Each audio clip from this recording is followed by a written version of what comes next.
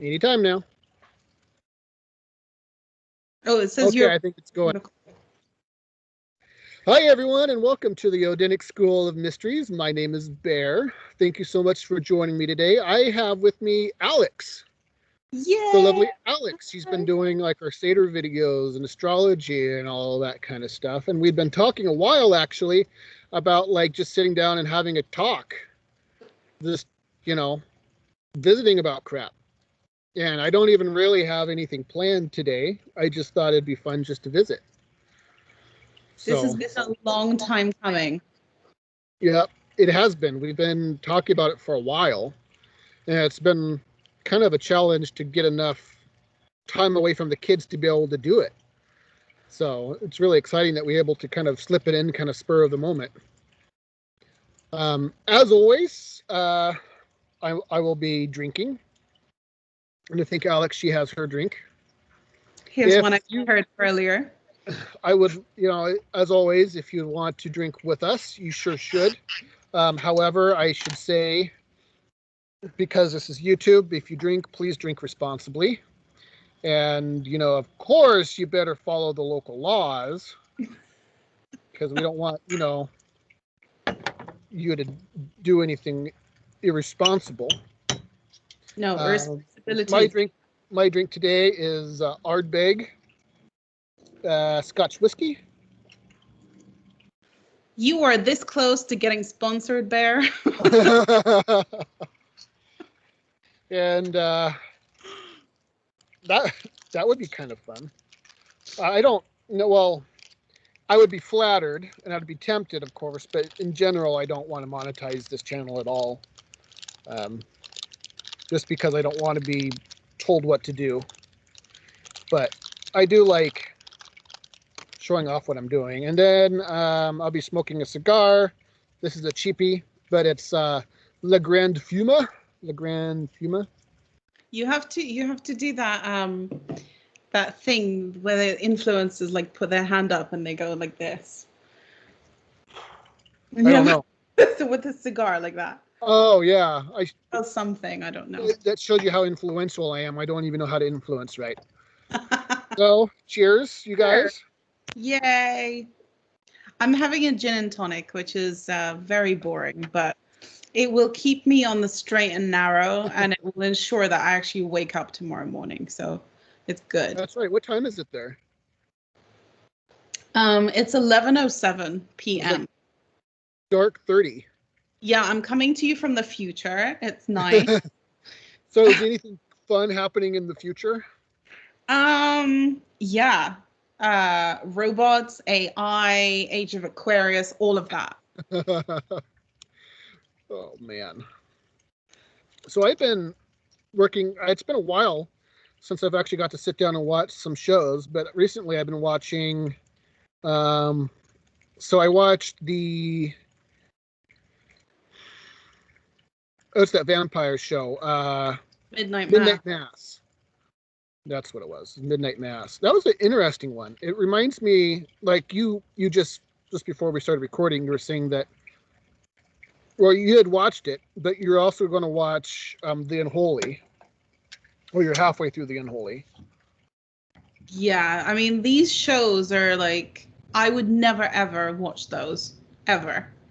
Like on purpose. Yeah, like I'm not a scary movie type of person because they kind of repeat on me in my dreams later. Mm-hmm. And I wake up thinking that something terrible has happened. So it has like a 24-hour effect on me. Mm-hmm. So yeah. I used to be that way a lot. It doesn't really affect me the same way anymore. And I don't know why. Like anything spiritual used to freak me the fuck out. Well, like gore, like straight up gore, like a Saw movie, fine. Like I've always been fine with that. But like spooky ghosts, jump scares and all that, I used to not be able to do them anymore. But then I used to not be able to do them. I can now. First, I don't know why I said what I said.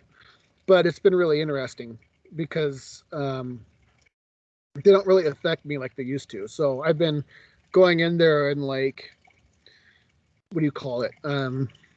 Analyzing them. And actually, but the ones I really like are the ones like the reason I brought up like the Unholy and Midnight Mass is I found the premise. I mean, because there's spooky movies are like a dime a dozen, right?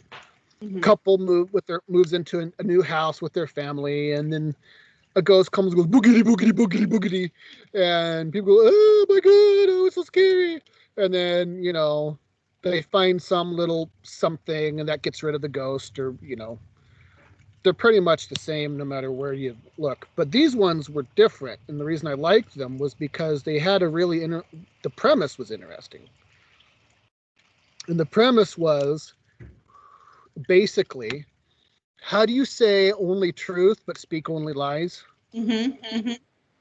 Where everything that is said is accurate, right? Like with the Midnight Mass, they're quoting scripture.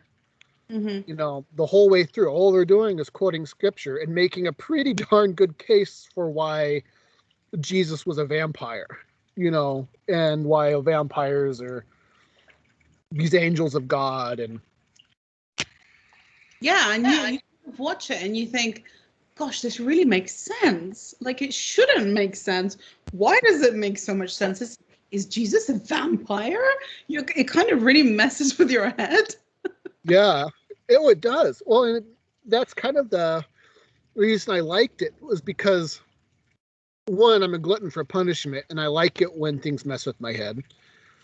And also, there's this interesting thing where it's like, how do you decipher the truth, right? So, like, if someone comes to you and someone is saying all of these truisms, like you and I are both mystery school initiates, and we've been around the occult block a little bit, and how do you know when someone is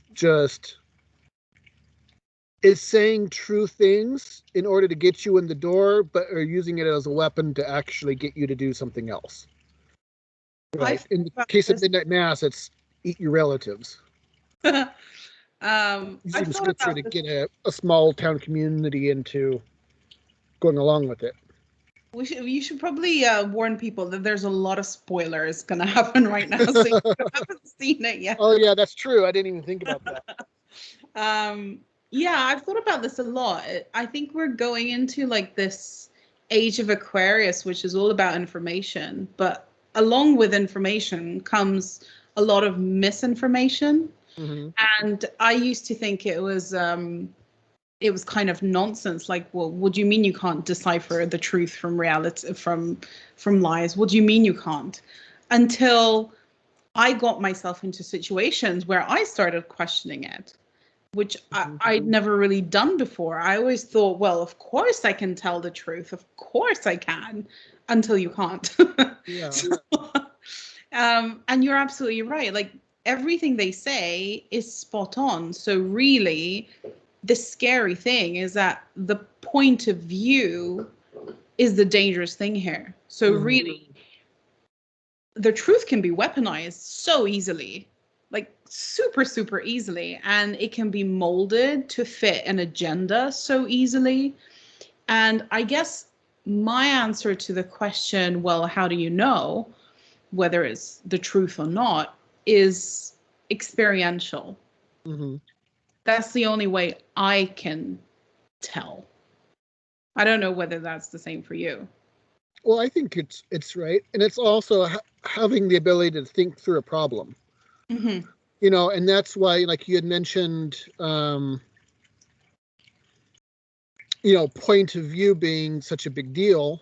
And that was kind of my point. My point has always been, like, say, like with the abortion debate, and that's why hot button issues like this are so dangerous, is because they use truth in order to make it divisive.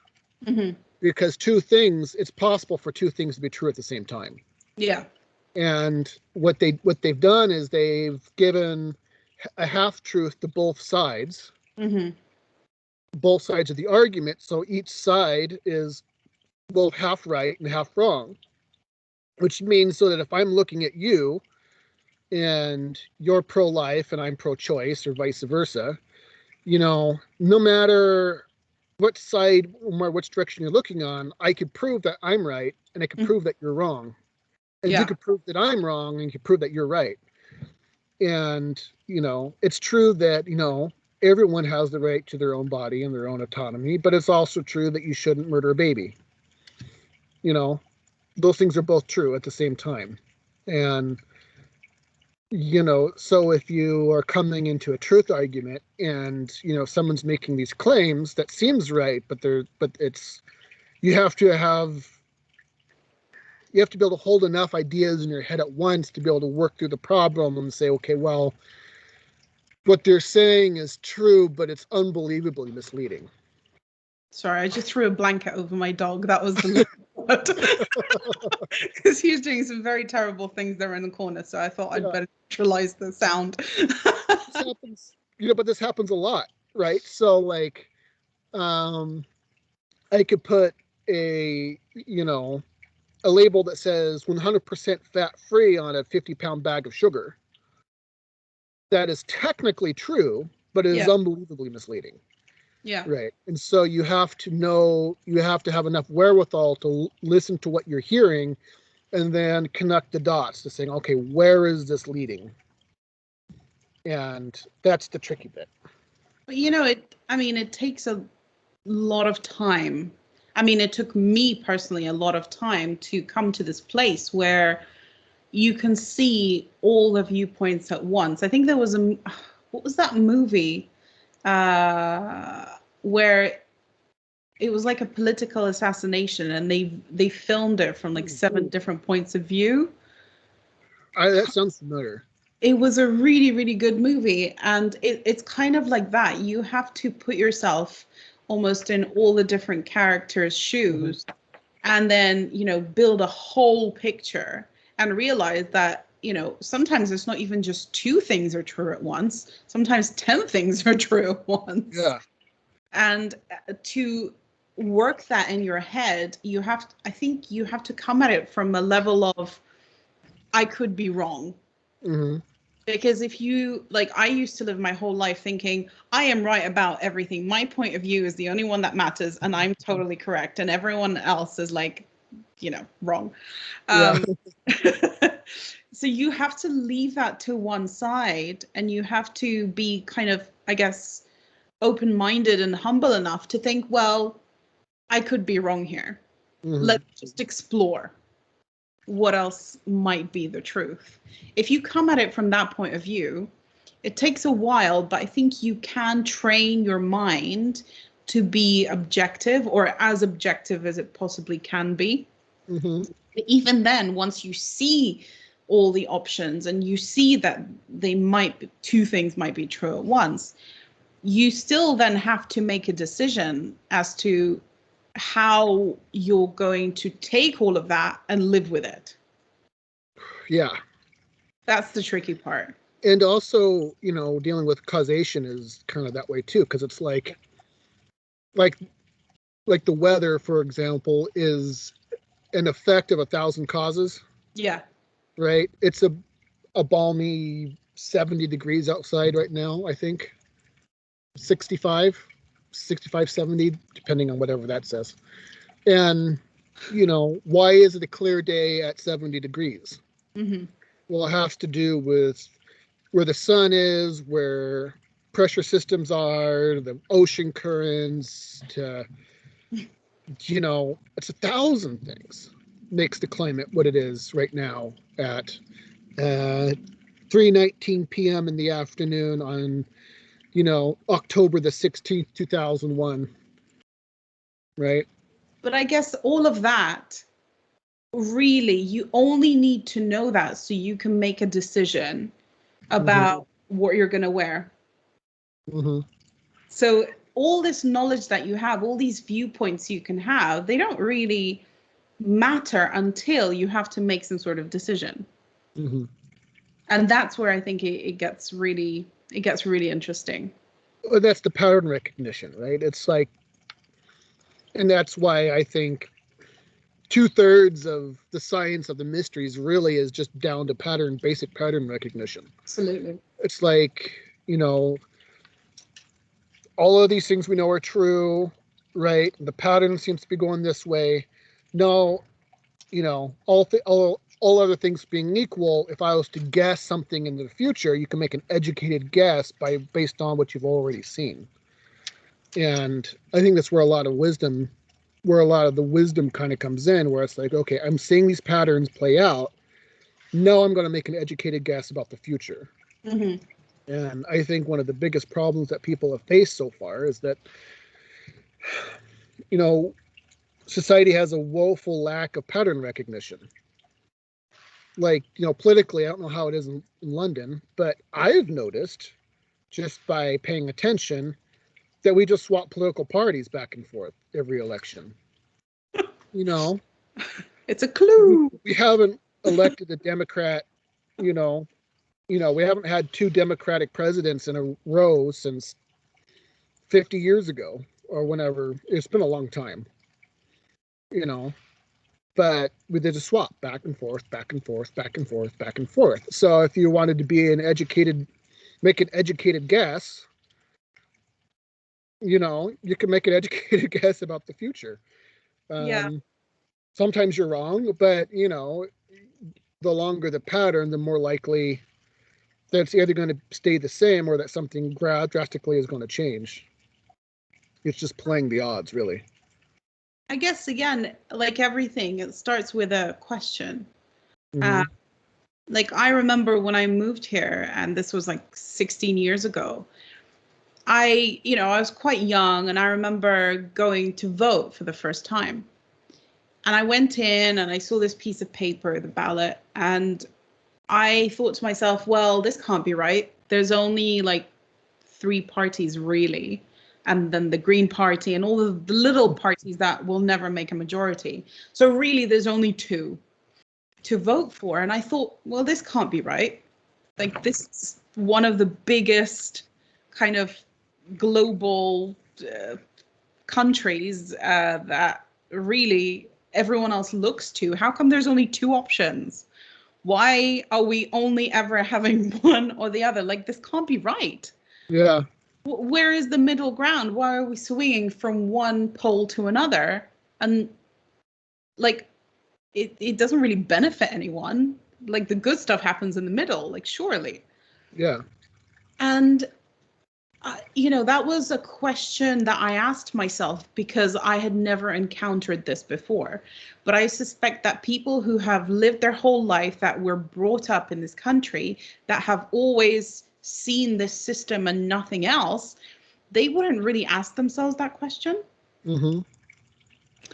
Because if you've seen, other countries and the way they do it in other countries, you might question it. But if you haven't, it's just the way it is. That thing that makes companies die. We've always done it this way. Yeah. That's what makes for boring TV too. Yeah. Right. Which is kind of like to that point I just made a bit ago. It's like, it's hard to be a horror fan because every horror movie is exactly the same. Yeah. It's like when I was a kid, I was a big fan of the TV show Bones. Okay. And I loved Bones because it was kind of cool, and because she was a forensic anthropologist, it was kind of a cool concept. And then I figured out the formula and I couldn't watch it anymore. And it was the same way with all murder mysteries across the board. It was like, the first suspect they talk to will always end up being the guy who did it. Mm-hmm. Right? And that really, it was like, okay, well, damn. Sorry to spoil every cop show you've ever going to watch, But so many, the vast majority of shows are like that. Mm-hmm. And I've never heard anyone say that out loud before, but I have exactly the same experience. Like, I immediately stop watching a show because I know exactly what's going to happen.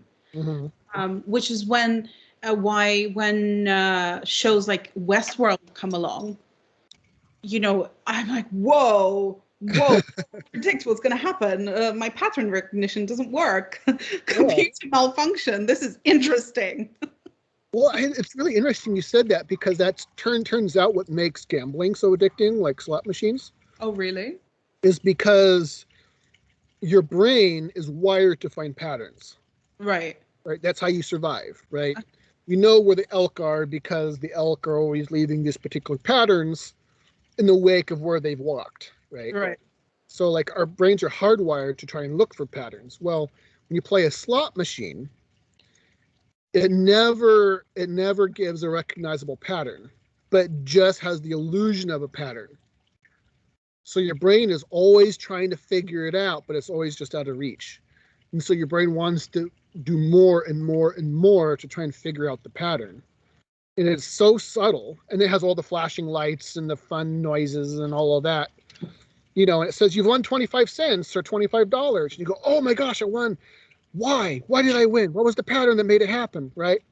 There is no pattern. I hate that's the trick.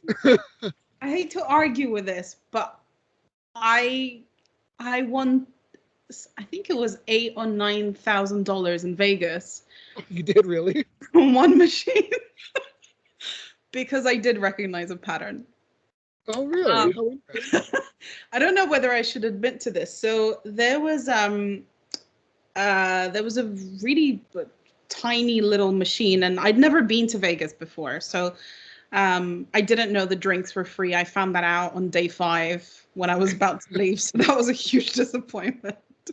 But yeah, so I found this machine, and it was one of the kind of most expensive machines. So I think it was like maybe $10-20 a pop. Mm-hmm. So it was quite expensive. And I noticed that it would, every time a new player would start playing, so you'd withdraw your money and it would think you're a new player. Hold on for just, I'm sorry, not to cut you off real quick. I just want to sure make sure this person knows I'm in a video. Are you writing down the formula? Yes, tell me more. So where was this machine exactly? So yeah, so it would, so each time you put in money, if you logged out, like if you left and came back, it would obviously think you're a new player.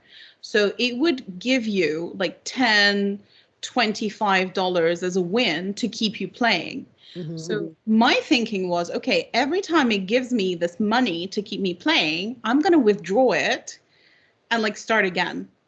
I was there for like smart for your own good is what you are. I think I was there for maybe 4 or 5 hours. It's going to go viral. How to win at gambling.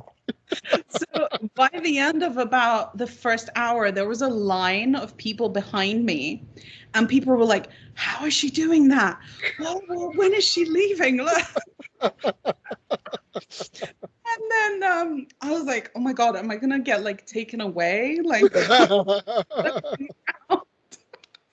so yeah, I was there for a week, and over the space of a week, I made about $8,000 or $9,000 from this one machine. That's not bad. That's a career. Yeah, I mean, I got $1,000 a week. That's an income, man. Buffet tickets. Like I was eating crabs. It was great. Oh my God. So I'll completely disregard what I just said. I never wanted to go to Vegas, but when I finally went there, I was like, this isn't bad. I get to like this. I've never been to a casino really as an adult, but I remember going to one with my parents. It was kind of an accident, actually. They were trying to find a room to stay at for some reason. And so they got a hotel at Spirit Mountain Casino in Oregon. I don't even remember why. They just, somehow they ended up with a room there. And how the food, so they had this great big buffet. And the food was amazing. Like, it was like amazing food. And it was explained to me later that they make the food amazing and the drinks cheap. So you stay and play. Yeah. Because they make all their money on the slot machines, not on the food. So if the food is delicious, well, you Uh-huh. have no reason to leave the floor. Yeah. And that, like, the whole thing is really sneaky, right? So you have to like be hardcore into adult psychology and the race to the bottom of the brainstem. But then again, I You mean, have to it's really understand how it works. It's not super complicated. It's like give a man free food or good food and free drinks. Like he's not really going to go anywhere, is he? Yeah. Well, it's just like you're hitting all the pleasure centers. Yeah. Right. Blinking lights, you get, feedback loops. And that's why people get addicted to like Instagram or Twitter or whatever, because they're after that dopamine hit. And I was talking to a mutual friend of ours, Jason, who's actually had a conversation on this channel before. And I had just started, because I'm a curious person, I started watching YouTube shorts and TikTok videos. And I'm very against that kind of stuff anyway. I think it's bad. It's not good for your mind.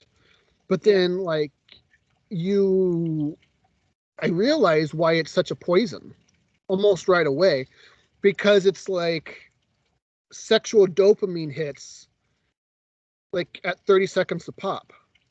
Yeah. Right. So you see like these hot, beautiful women doing dancing or yoga or, That's just firing a gun. get any of that. That's just your algorithm that gives you that. I Oh, get well, mystery videos. I get some physics. well, yeah, well, I have no hot girl. I don't know. Maybe it's because I'm a man. I don't know. But it was like, you could blow 6 hours Easily watching 20-second videos. Because it's like, what's one more video? It's only 20 seconds. Yeah, but it gives you there's very interesting science behind it that in our lives, because we do so many things at the same time, we very rarely have the satisfaction of completing something. Mm-hmm. So what TikTok gives you is like a tick. Like, okay, I've watched this, I've learned something, tick, next. So it gives that constant hit of satisfaction after finishing something. Which I never would have thought of that. Yeah. That's sort of interesting. That's really scary. Does it change depending on what this guy is doing? Like, have you noticed like a difference in your feed depending on whether, like you had mentioned earlier that before we started talking, that Mercury was in retrograde? I mean, no, not really. But what it does, it basically learns what you like. And every now and again, it'll send you something like, do you like this? And depending how much of it you've watched or how much you've interacted, maybe you've liked it or maybe you've saved it, it will be like, okay, so we gave you this thing, you kind of liked it, so we'll give you more just to check. I know that with Pinterest. Yeah. So basically it's AI that learns about you. And it goes, okay, so you like quantum physics, mysteries, and astrology. Here's all of it. And we'll keep giving it to you for as long as you're here, and it's never ending. Like you can be there for unlimited amounts of time. Here it is. But what the problem I have with that is the way it makes people behave, not just consumers, but we act as producers for them as well. So it encourages people, and especially like young kids. If you ask a random teenager in England or in America now, I am almost willing to bet they're not dying to be nuclear physicists. They all want to be TikTokers, right? Well, you're absolutely right, because it's like it's its own form of worship. Yeah, they've taught us. They've literally taught us that it's lucrative. My friend, again, Jason, he is an arborist, and he was working for a company that was contracted with General Electric, right? So one of the things that they would do is they would go out and clear out trees and shrubs and that kind of stuff that were growing underneath power lines. And one of the things that they had to do was, like, during storms, they had to go sit in their trucks and just wait for something to happen, and then they could go and respond to it. Well, nothing ended up happening, so they ended up sitting in their truck for 6 hours straight. And he said for the entire 6 hours, his coworker, who's like 23, 24, watched nonstop, not even taking a break to pee, right? TikTok videos the entire 6 hours. Wow.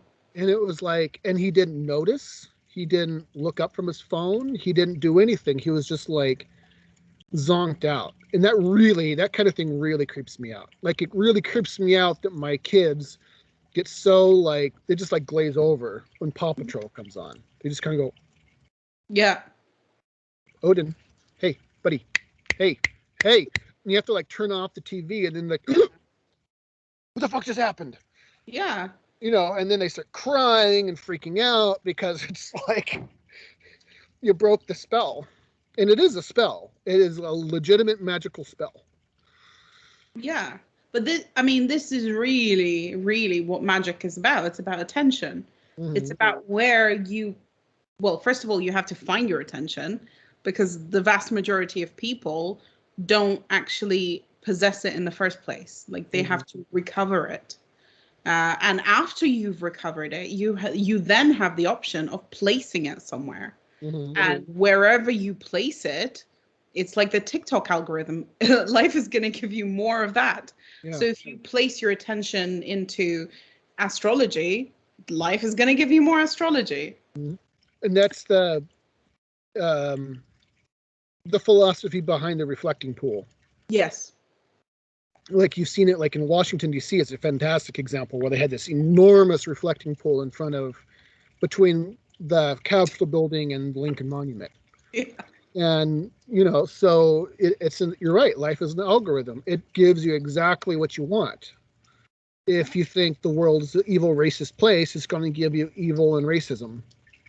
If you think the world is a wonderful school full of gods and fairies, well, then the world is going to give you gods and fairies. That's true. So depending on what you want out of it, is what it's going to give you. So how long did it take you, really, do you think, to like really figure that out? Because you've been at it for a while now. It's really hard to say, because I think maybe a year in, I kind of reached the point where I couldn't remember anymore, like, how my life was before. It felt like my entire life before that happened to someone else. Mm-hmm. Like, I wasn't. Exact same experience. Yeah, like I wasn't present for most of it.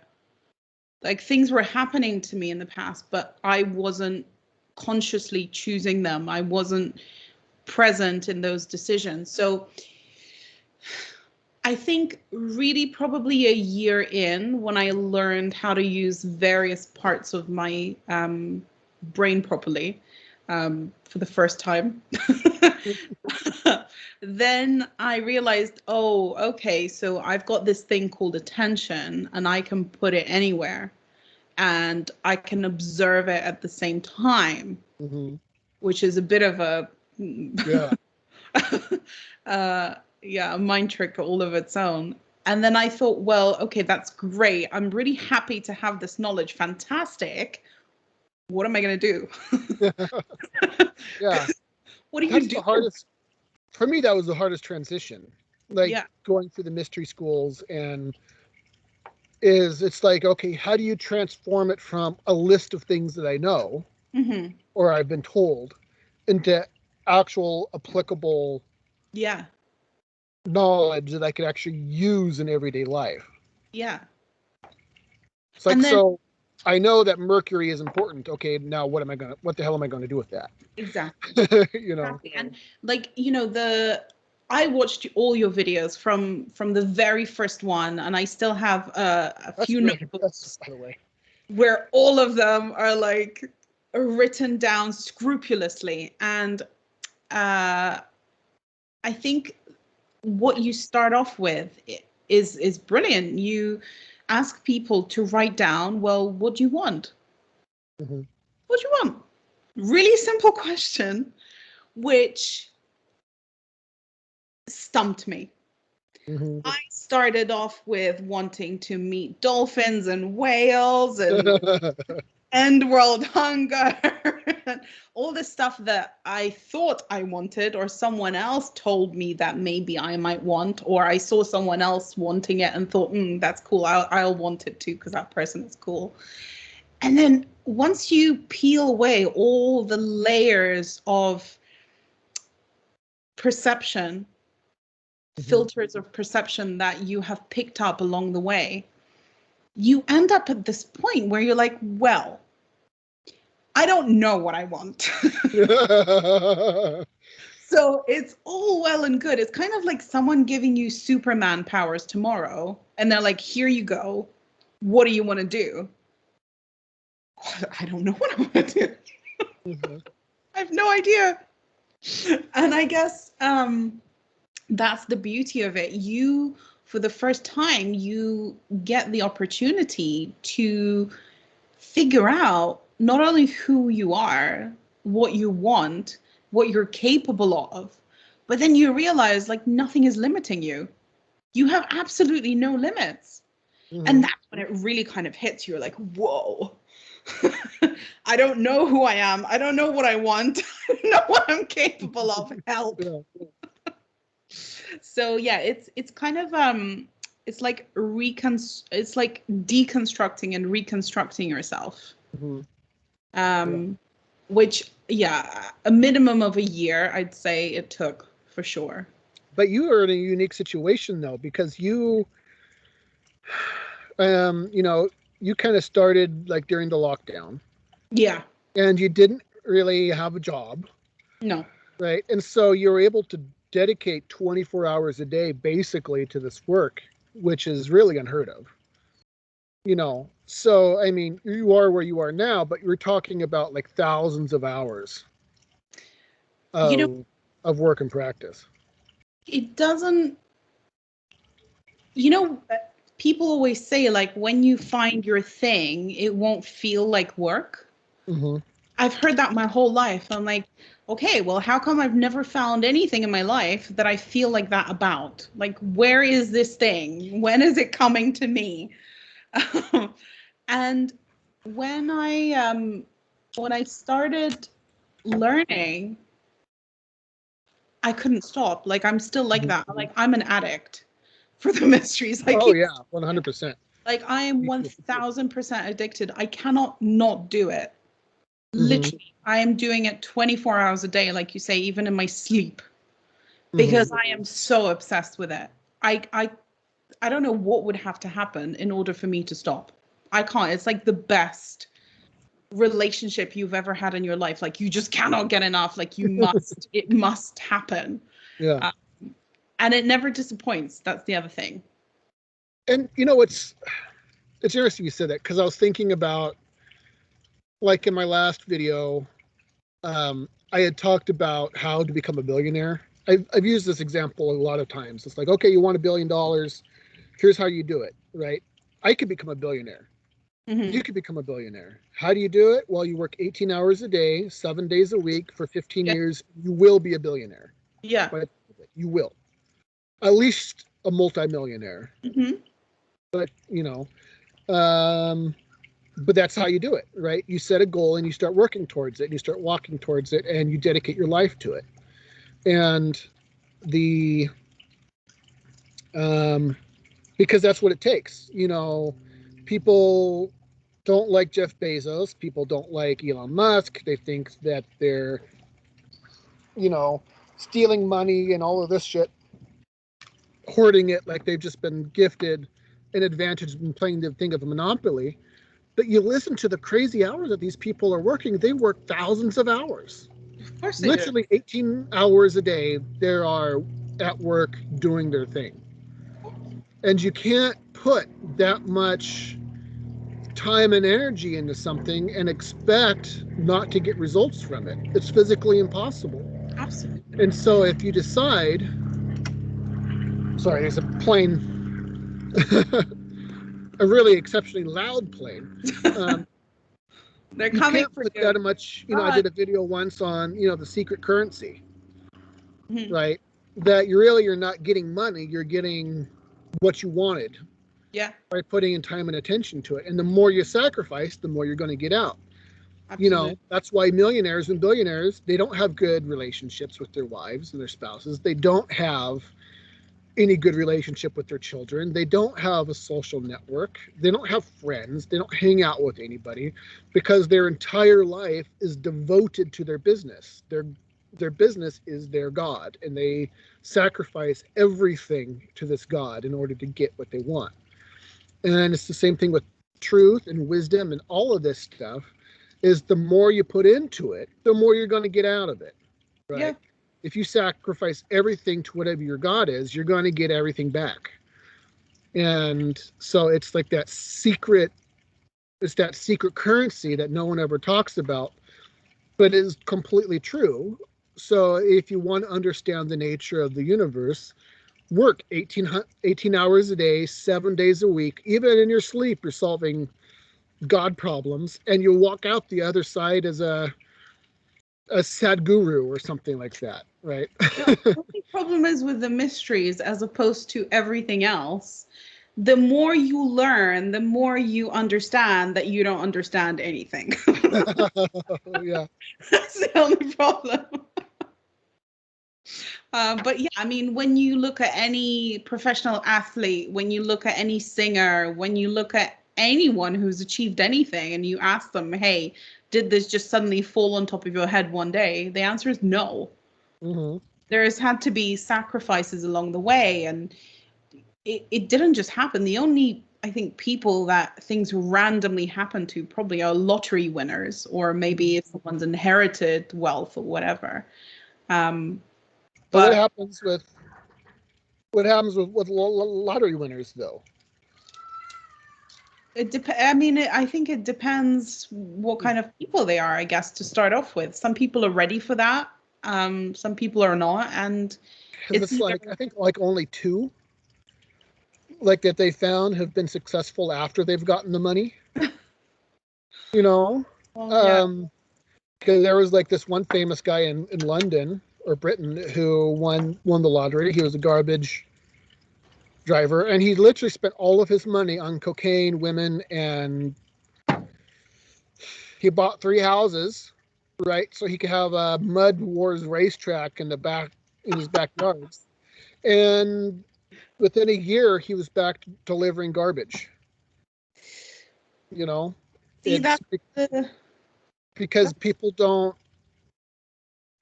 Money is like one of those little dirty little secrets where it behaves exactly like the mysteries do. If you're smart with your money, well, then maybe you'll get something out of it. If you just spend it, because Hollywood has done a really good job of ensuring that people who have money are going to spend it. Like, look at all the rap songs. Like I made a comment to a friend of mine once. I wondered if rap artists literally believe that the way to get women is to show up at a club and then all the women want to have sex with you. And people think that, right? And yeah, you get lots of hookers, you can get lots of tail while you have lots of money. But I mean, if you're not putting that money into something that's actually going to grow, it's going to be fun for a year. Well, then you're right back to where you started, being miserable. Yeah, I think it's a great art. Really, spending money is a great art. And I think people are lucky if they have seen a good example, a good real life example of how to spend their money. Mm-hmm. And realistically, I know people on a very kind of average salary who live like kings, like superstars, Mm-hmm. because they know how to spend their money. And likewise, I know very wealthy people who are constantly kind of looking over their shoulder, and they're afraid of losing it.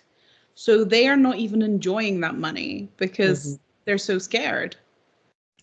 So it's like anything else, it's energy. Yeah. It's no more, no less. It's just it's kind of like alcohol. It amplifies the mood you're already in. Yeah. If I'm already an asshole, if I drink and, maybe I'm just trying to be polite to get along, go along to get along. But if I'm going to drink a bunch, all of a sudden all the inhibitions go away, and now you just become an asshole. Yeah. Because you secretly want to be an asshole, but you're too scared without it.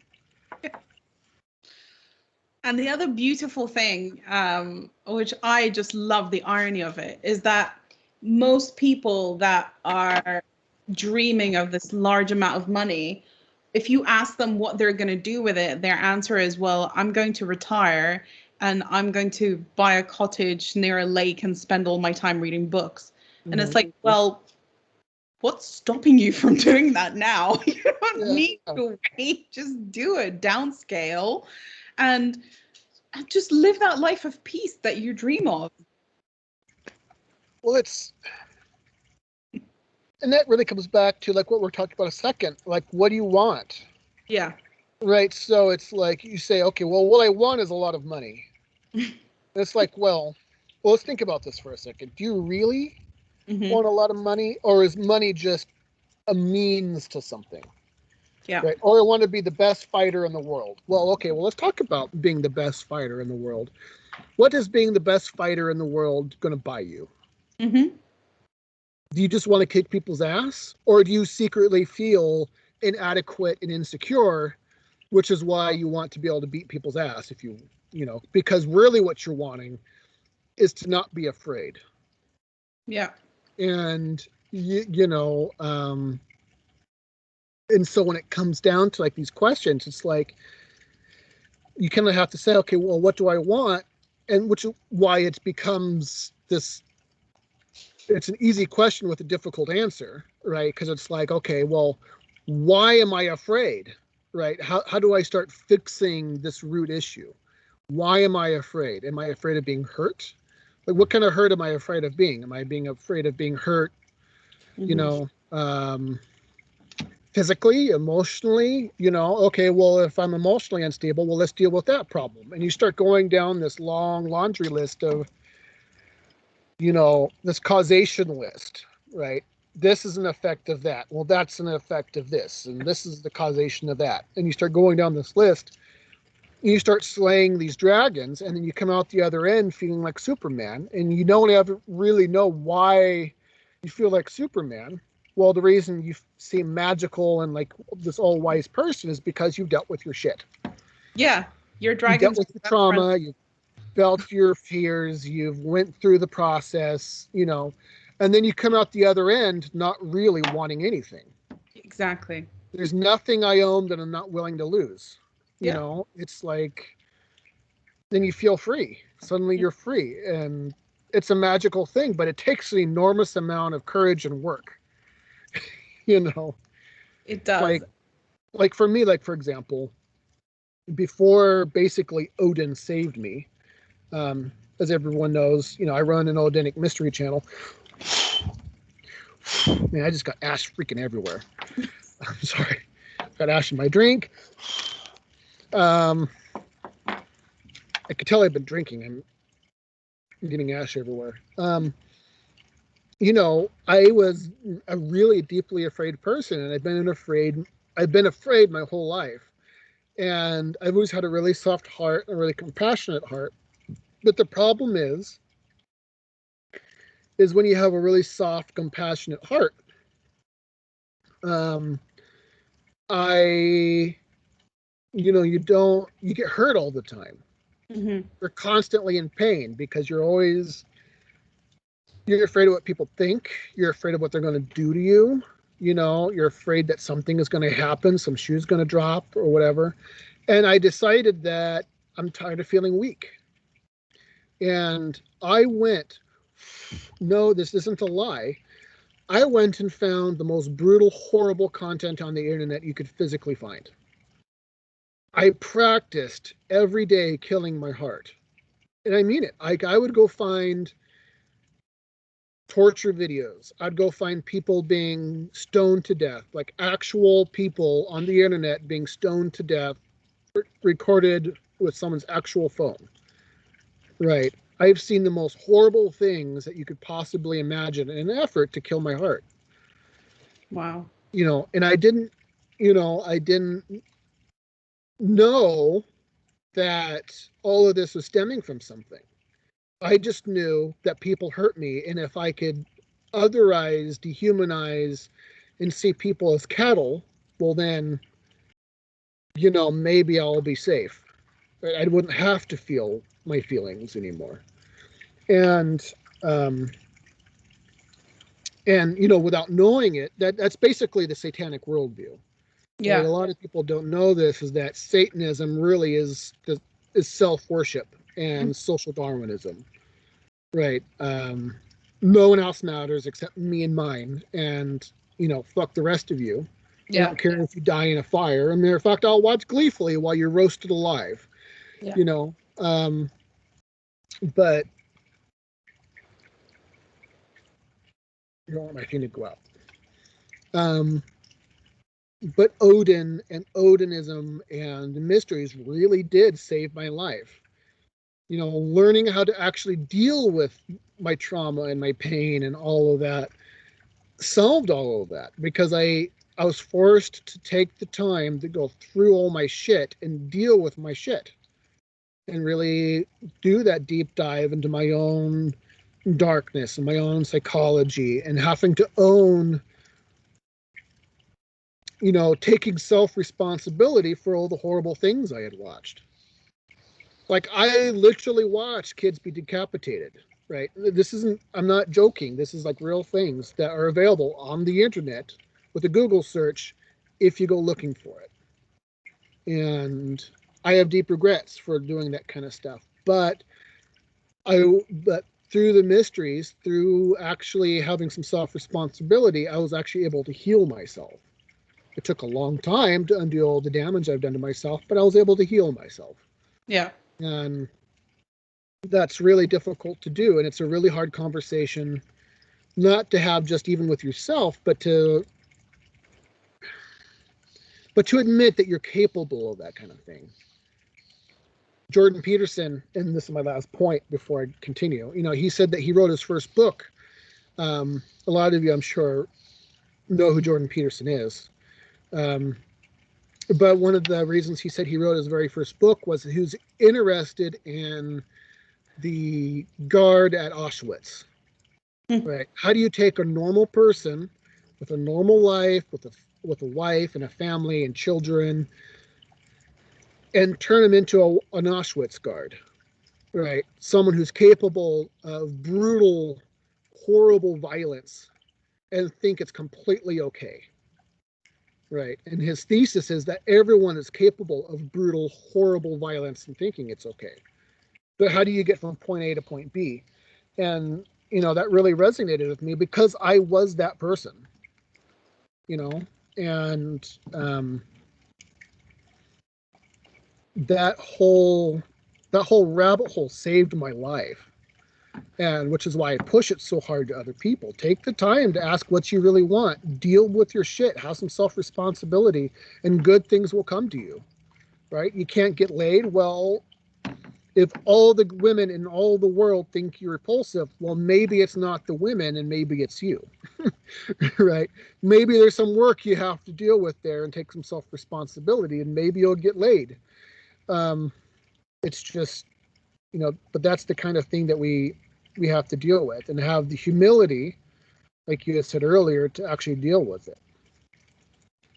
I think it's just really difficult to know where to start, because firstly, looking at you, Bear, like, no offense, but I would never in my life, having met you or having talked to you, would ever assume or even imagine that that's what you've been through. Like, you definitely don't come across as someone who had those type of thoughts, or someone who is capable of being hurt on such a deep level. We see the outside of people and we assume that everything's written on our face. Well, it's not. And I think where you have to start is that you have to take this kind of mirror and this viewpoint, and stop looking at everything outside yourself, because everything outside yourself, all it is a mirror of you inside. So really, if you turn the viewpoint inside, that's when you start the learning process. I mean, I started this process thinking I'm a nice person. Great person. What's wrong with me? On the outside, you seem like a very nice person. Yeah, like I want to save whales and stuff, and I want to meet, koalas and all this jazz. And then throughout the process, I realized that the way I speak to myself in my head, like we've spoken about this many times, like if I spoke to this like to someone else, the way I speak to myself, I'd be put in jail. Oh yeah. I'd be arrested. The way I treat myself, or used to treat myself, I would be put away. Like there's no way that anyone should be allowed to talk to themselves like that. And you hear all the time, oh, you should love yourself, you should, self-care and all this stuff. Well, how? My question was always like, how do you do it? Where do you start? It's easy to say, oh yeah, you should love yourself. Well, how do I love myself? I don't know. I've never been taught. I have been taught the very opposite. And it's a process that you just have to go through, and you have to go to those dark places. And in fact, you have to go to all the dark places. And the further down you go into the rabbit hole, and you realize what you're capable of and who you really are and the way you speak to yourself, that's the point at which you start healing. Because just acknowledging it is already like a massive, massive tick. And then you start observing. And there's this whole, I think, misconception. Sorry, my dog is being nefarious. 1 second. There's this whole like misconception that meditation happens when, you sit, with your legs crossed and whatever. That's not quite true. Meditation, when it's done correctly, happens 24 hours a day. You are constantly observing yourself. You're constantly observing your actions, your thoughts, everything that you're doing. And this is really the only way that you're going to arrive at a point where you start to forgive yourself, where you start being in control of yourself, where you start liking yourself, just liking yourself for who you are. And it's a trip, but it's worth taking. Yeah, and that's, and people think, when they think of like the mysteries or magic or something or anything like this, they think that's like Harry Potter. Yeah. Where you take your magic wand and you say, "Let fire be," and then fire shows up. It's not that way. It's psychology, really, and pattern recognition, and knowing how your mind works, knowing how your body works. Hey, Lily, stay here. Good girl. Why is your dog so much better behaved than my dog? I don't know. She's not very well behaved. She keeps running off. The neighbors keep bringing her back. No way. Yeah, she's an escape artist, too smart for her own good and too friendly. Oh. So she'll just wander off until she meets a friend, and then, there she stays. Sounds like a Gemini. Are you a Gemini? Those Geminis. But that's the hardest thing. So it's like you've been through it, I've been through it. Where it's like at the beginning, people shake their head because it's like, the secret to everything is spending 2 hours a day coloring. Yeah. Where it's like, you think that's really stupid. Well, there's methods to the madness. You're not just coloring because you like art. Well, what you're doing is you're giving your one side of your mind something to do, so you're actually forced to spend time with yourself and your thoughts. Mm-hmm. Right? We're actually trying to make you bored. We're trying to actually get you acquainted with yourself. Mm-hmm. You know, and just little hacks, like mental hacks, to kind of get you acquainted with yourself, so you get used to flexing those muscles. So when it gets time to actually having to spend time with yourself, dealing with your shit, you have the mental capacity to actually deal with your shit. See, coloring was already tough enough, but then you made me just sit there, Mm-hmm. and that was a real like. Pfft. I have to just sit here. I can't be on my phone. No, I can't read. No, I can't watch anything. No, I just have to sit here. And now I think I've gotten to the point where, I can spend any amount of time with myself alone, with my thoughts. And to the point where my friends ask me, like, how are you able to be alone so much? Like, don't you go crazy? And I thought about it, and I was like, I can't think of anything better to do than to just be alone with my thoughts. That is the best thing.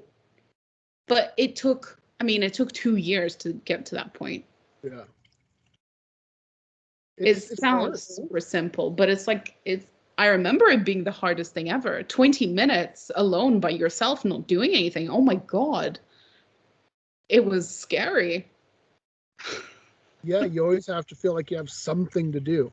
Yeah. Like we think we're like we're always doing something. We're smoking, or we're eating, or we're watching something on our tiny little internet device. Mm-hmm. Checking Facebook. We think we're not doing anything, but we're always doing something. And it's all engineered to keep you doing anything except doing yourself. Mm-hmm. So you have an entire society who are mentally and emotionally undeveloped people, Yeah. and they don't know how their own mind works. They don't know how their emotions are used against them. And so you have people who will just gleefully vote for one of two pre-selected political candidates and believe that they have freedom of choice. Yeah. They have no freedom at all because they're told what to think. Not how to think, but what to think. Well, if you're a good person, well, then you vote Democrat. If you're a nasty person and you hate people, then you vote conservative, right? Or vice versa. The real people the really good people are the conservatives, and everyone knows that if you vote left, well, then you're just a nasty liberal who wants, whatever. And if you don't vote, you're not doing your duty to your Yeah. country. How dare you not vote? What do you mean you don't want to be part of the system? It's Oh. just it's a joke, you know. But I mean, I think it's very clear to anyone that really observes that if you don't control your attention, someone else is going to control it for you. Mm-hmm. Someone else or something else. And I think it's scarier now, the age we're going into, is that your attention isn't really controlled by people anymore. It's controlled by machines. Your Mm-hmm. whole behavior is controlled by machines and you don't even know it. Like, Mm-hmm. you are programmed now to behave a certain way. You're programmed to click like. You're programmed to, to want to be something that you clearly are not. And that's, yeah, to me, that's far scarier than anything that humans can invent. Yeah, well, it's fear and pain is addictive. Yeah. That's why people like BDSM and that kind of sexual behavior, is because pain is addictive. You know, it's cathartic.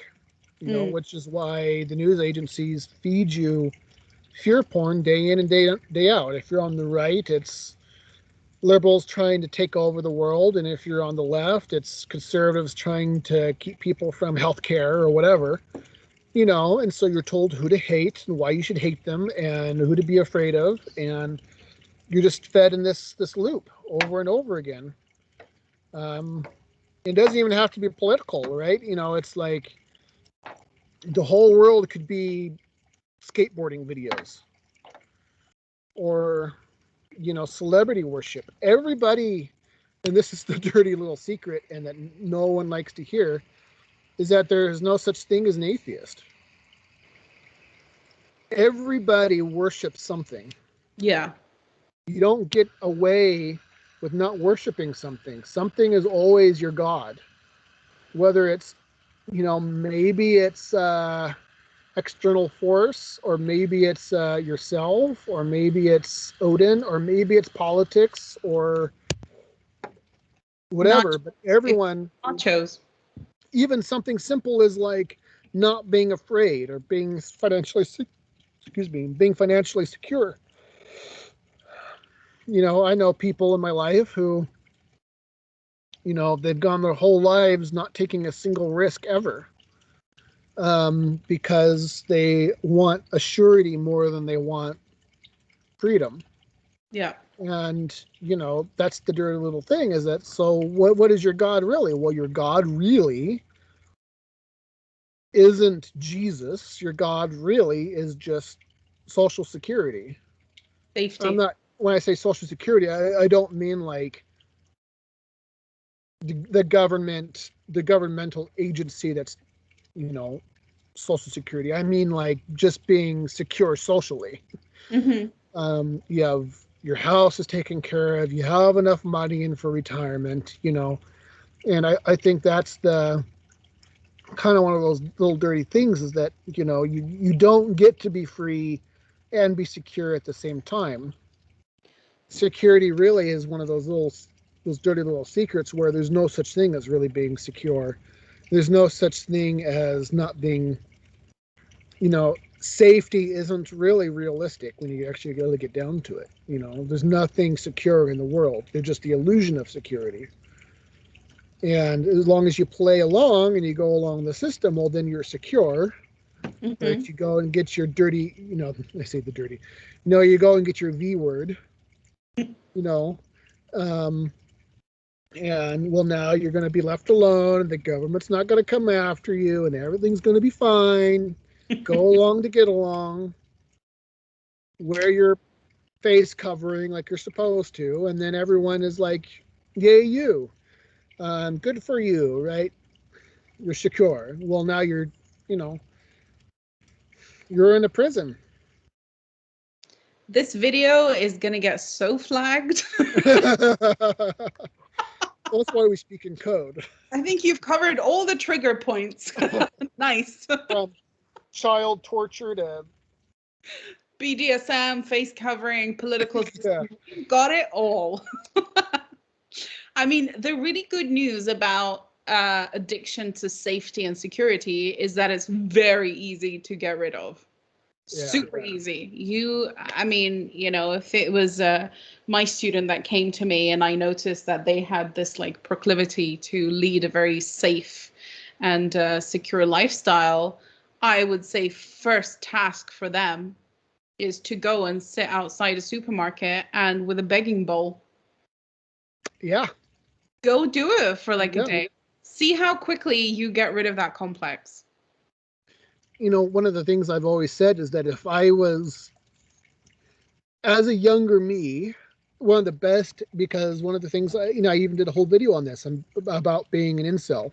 Yeah. And this is back before incels were really a thing, because I was like the last generation. I got all the way through high school before like Facebook was a thing. We had MySpace, but that was like whatever,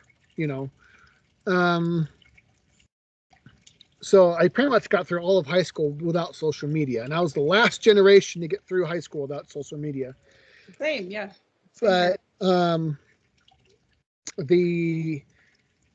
but if I could give myself the best advice I could have given myself, because I was deathly afraid of girls. Right? In high school, I would never be able to talk to you right now. I would just be scared shitless. Oh my gosh, it's a girl. She's talking to me. Oh my god.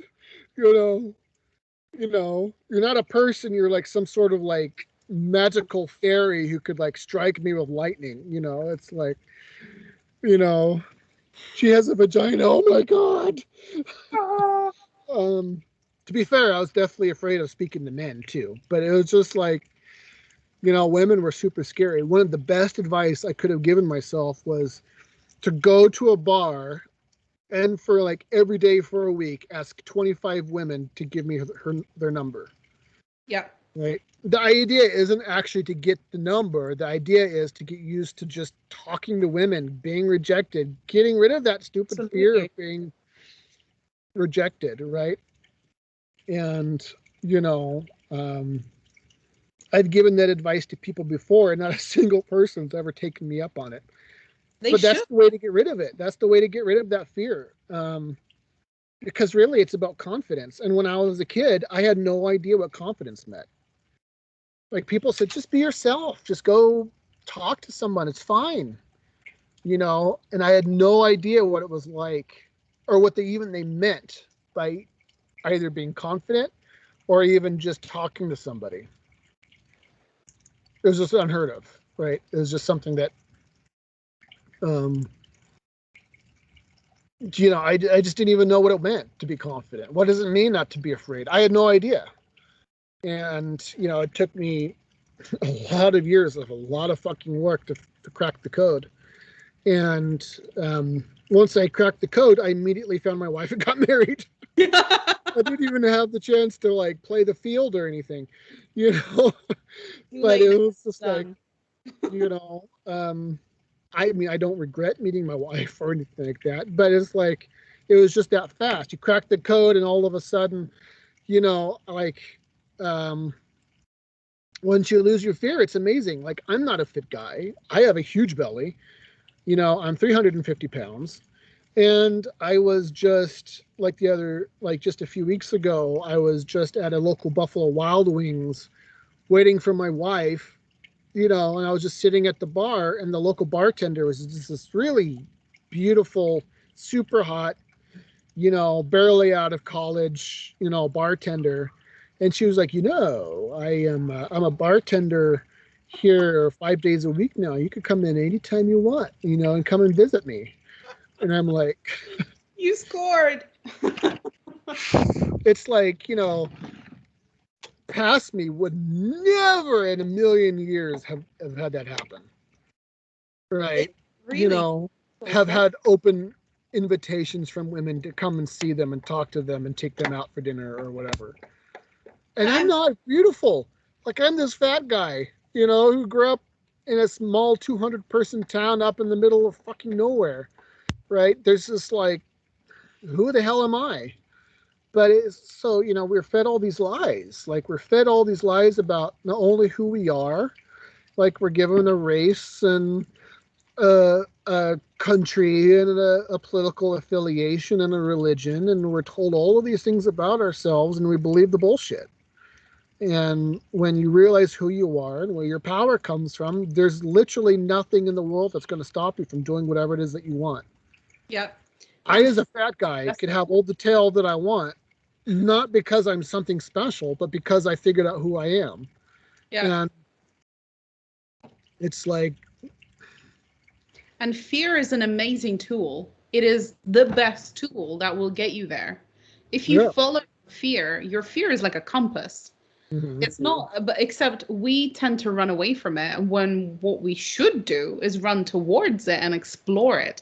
I'm not saying like if you're afraid of heights, you should go and jump off a building. That's not what I'm saying with a parachute. But, spoilers. But they will point you towards the places that you have to work on. And, 10 times out of 10, the what's it called? The dragon hides the gold. So, you have to conquer the dragon to get to the gold. Well, you're scared of the dragon, but you still have to face him. Otherwise, you won't get the gold. It's really simple. Every story tells you the same thing. Be brave, be courageous, face your fears. Well, there's a reason for that. Yeah. Some of the best teaching moments in my life is when I was scared shitless. Yeah. Like I remember I must have been just out of high school, in or around there, 18, 19, 20s, somewhere in there. I don't know, it all runs together. But I was living I grew up in Eastern Oregon. And there's like nobody in Eastern Oregon. Western Oregon is all, it's all like city. It's like Portland and it's like Corvallis and Eugene, and it's all super liberal, densely packed group of cities all up and down the coast. But I grew up in a 200-person town called Ukiah, Oregon. Literally, it had 200 people in it, and half of those people only live there during hunting season. Nice. So realistically, there's only 100 people in town, maybe. And so I had gone to, my parents had moved out of Ukiah and went to Pendleton, which only has about 1,800 people in it, which seemed huge to me, but at the time, when going from 100 people to 1,800 people, well, that's a big town. It's probably more, but I don't know. There's something around there. But there was this, me and my friend used to go all the time to this, it's called the Mackay Reservoir, which was a reservoir that collected rainwater in order to ensure that the local farmlands can have enough water to grow their wheat fields. Oregon is produces one of I can't remember what the number is, but I think it was 1/3 of the United States' wheat. Most people don't know that, but 1/3 of the United States' wheat comes from Oregon, particularly Eastern Oregon. And so if you get up high and you look from a Joan or look at the valley there, Umatilla Valley, it's just a patchwork. It looks like a quilt of just hundreds and hundreds and hundreds and hundreds of wheat fields. But the Mackay Reservoir, for whatever reason, became this special place to me. And I used to go out there all the time to pray and to meditate and all that kind of stuff. Before I knew what meditation was, is really what I was doing, is meditating. But I had it in my head, I was going to go outside and watch the sunset. So I hike all the way out there, and the sun starts to set, and it's all beautiful, and I walked up and down the reservoir and praying and talking to God, had this glorious time. And then all of a sudden I look around and it's dead night. There's no lights. And it's like, oh shit. How in the fuck am I going to get back to my car?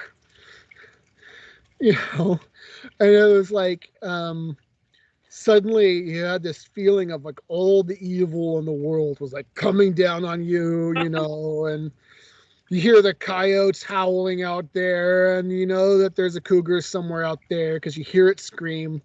And I don't know if you ever heard a cougar scream, but a cougar scream sounds a bit like if you lit an old man on fire. It's terrifying. It's a scary scream. It's not this nice, pleasant thing. This is blood-curdling. Sounds like Black Friday sales. Yeah, well, it's terrifying. And it's okay. So you have this battle in your mind. It's okay, I'm scared shitless right now. Literally, either it's one of those things you when they literally say fight or flight. Right? It's either I'm going to be scared shitless and be stuck, or I'm going to use this and get through the woods in order to get back to my house. Yeah.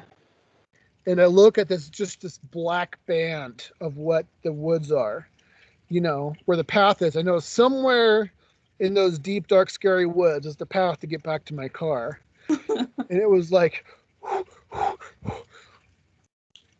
motherfucker, I'm gonna do this. And it was literally like that. It's oh my God, I gotta fucking kill you.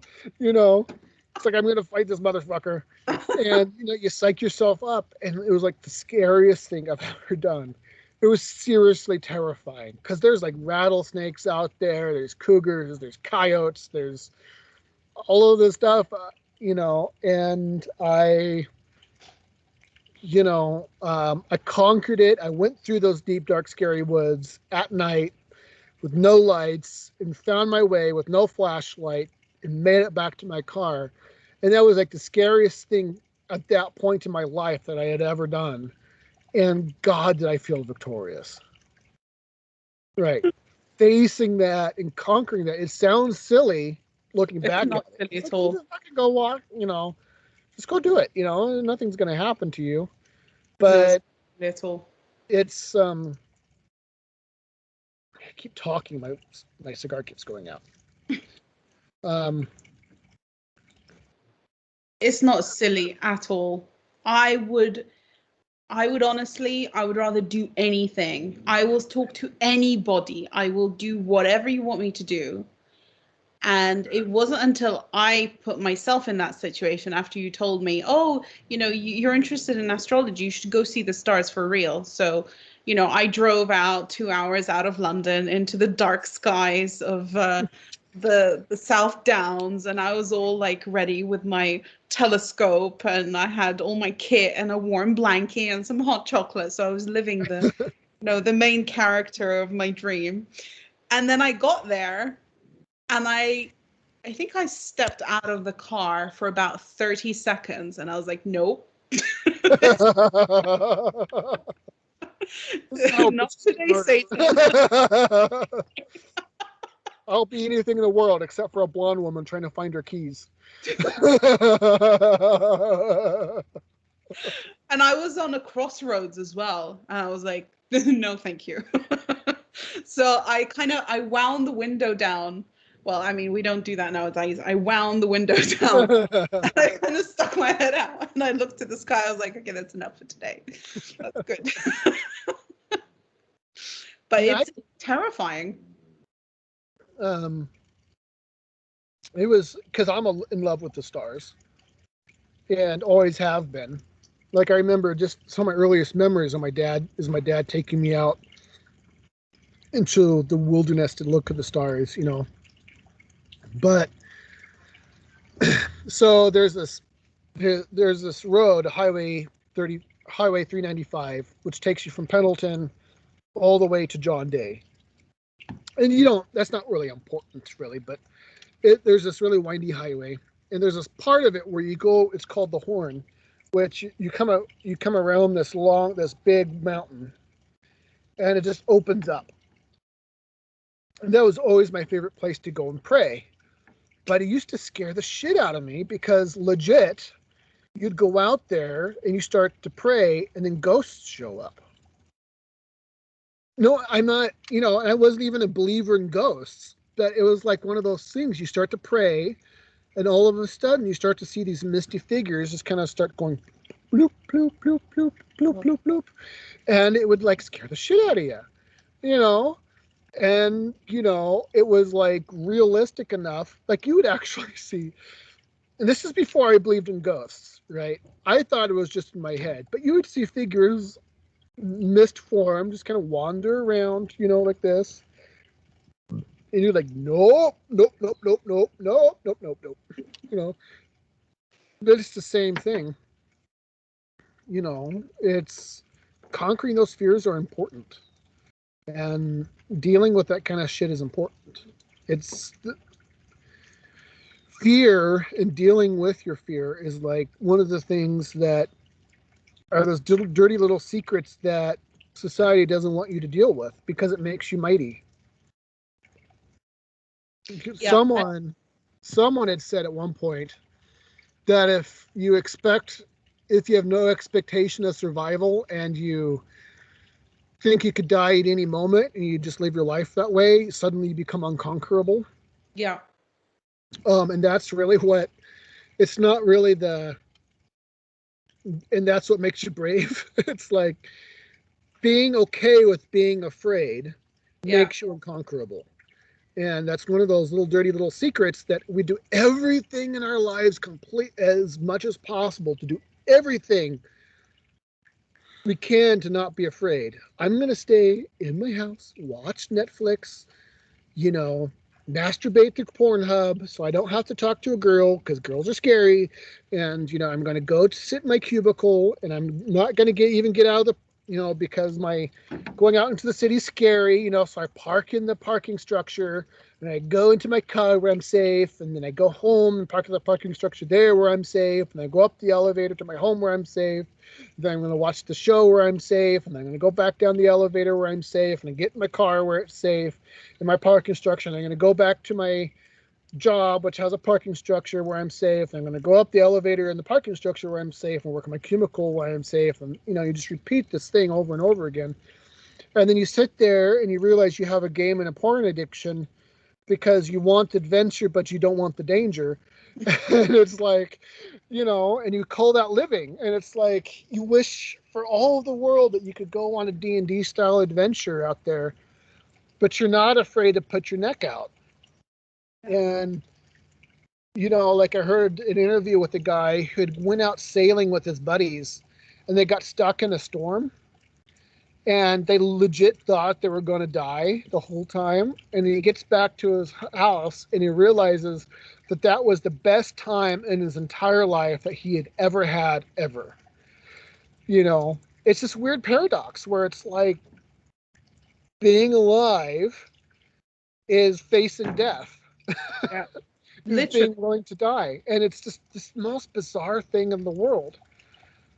But look, I mean, it's not like we weren't told, right? You look at any story, any, movie, any book, the hero, whether he likes it or not, something comes along and makes him leave his place of comfort. You have to leave the walls of the city to find out who you are, to face your fears. All the good stuff doesn't happen at home in your apartment. Mm-hmm. That's not where life happens. Here.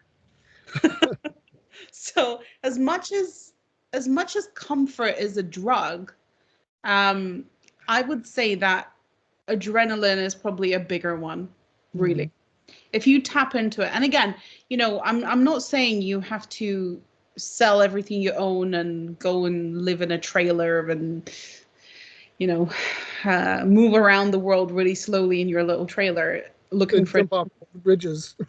Yeah, I mean, there are ways to do it and there is an infinite amount of ways, but sitting in a movie theater and watching other people do it is not the way.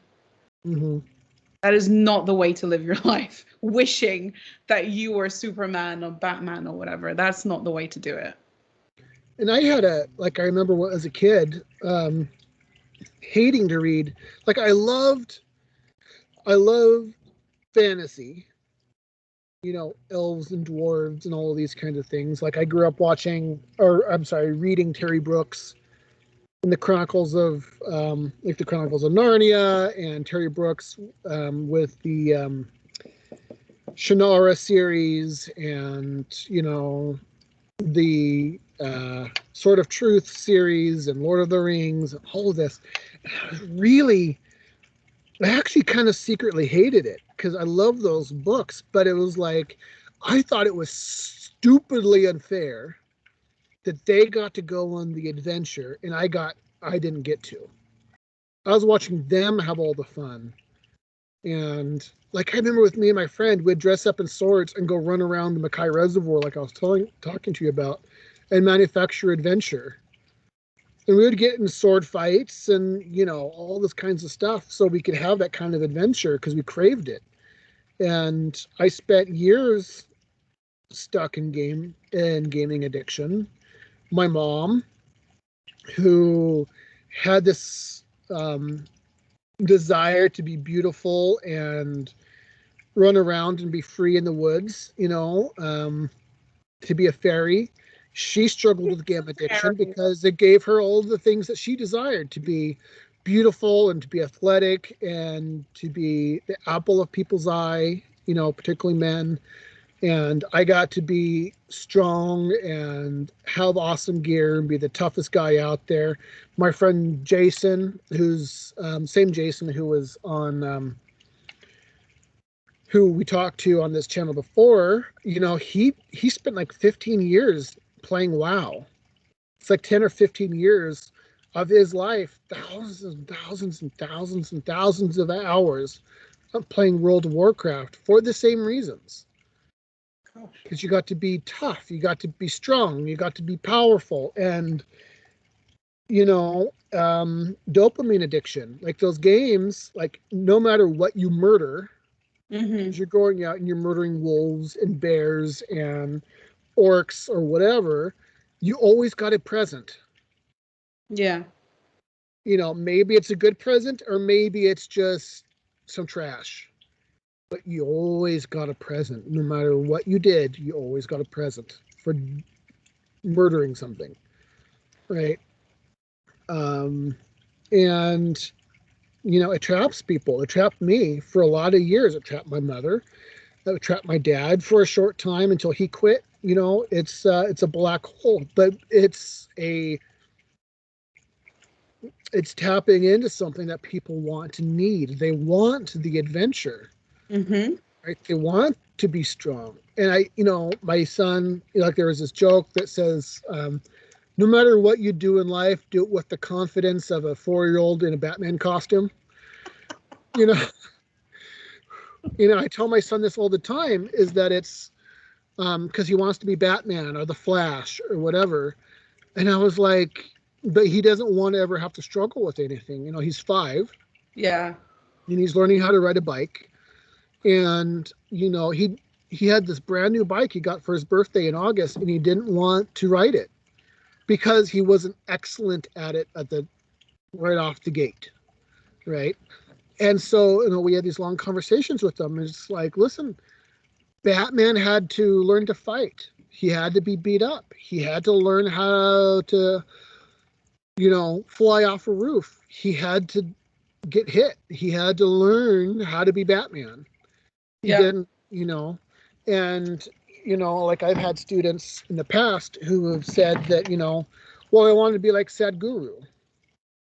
And for those of you who don't know, Sadhguru is this internationally famous yogi, who teaches yoga as a mystery school. He teaches yoga. And he has this huge organization and all of this. And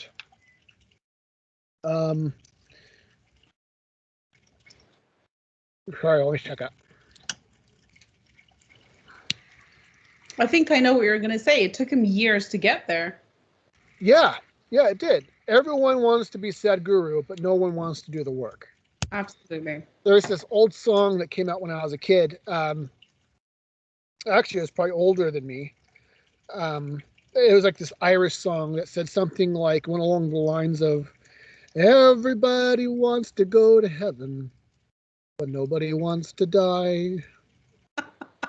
It's a good point.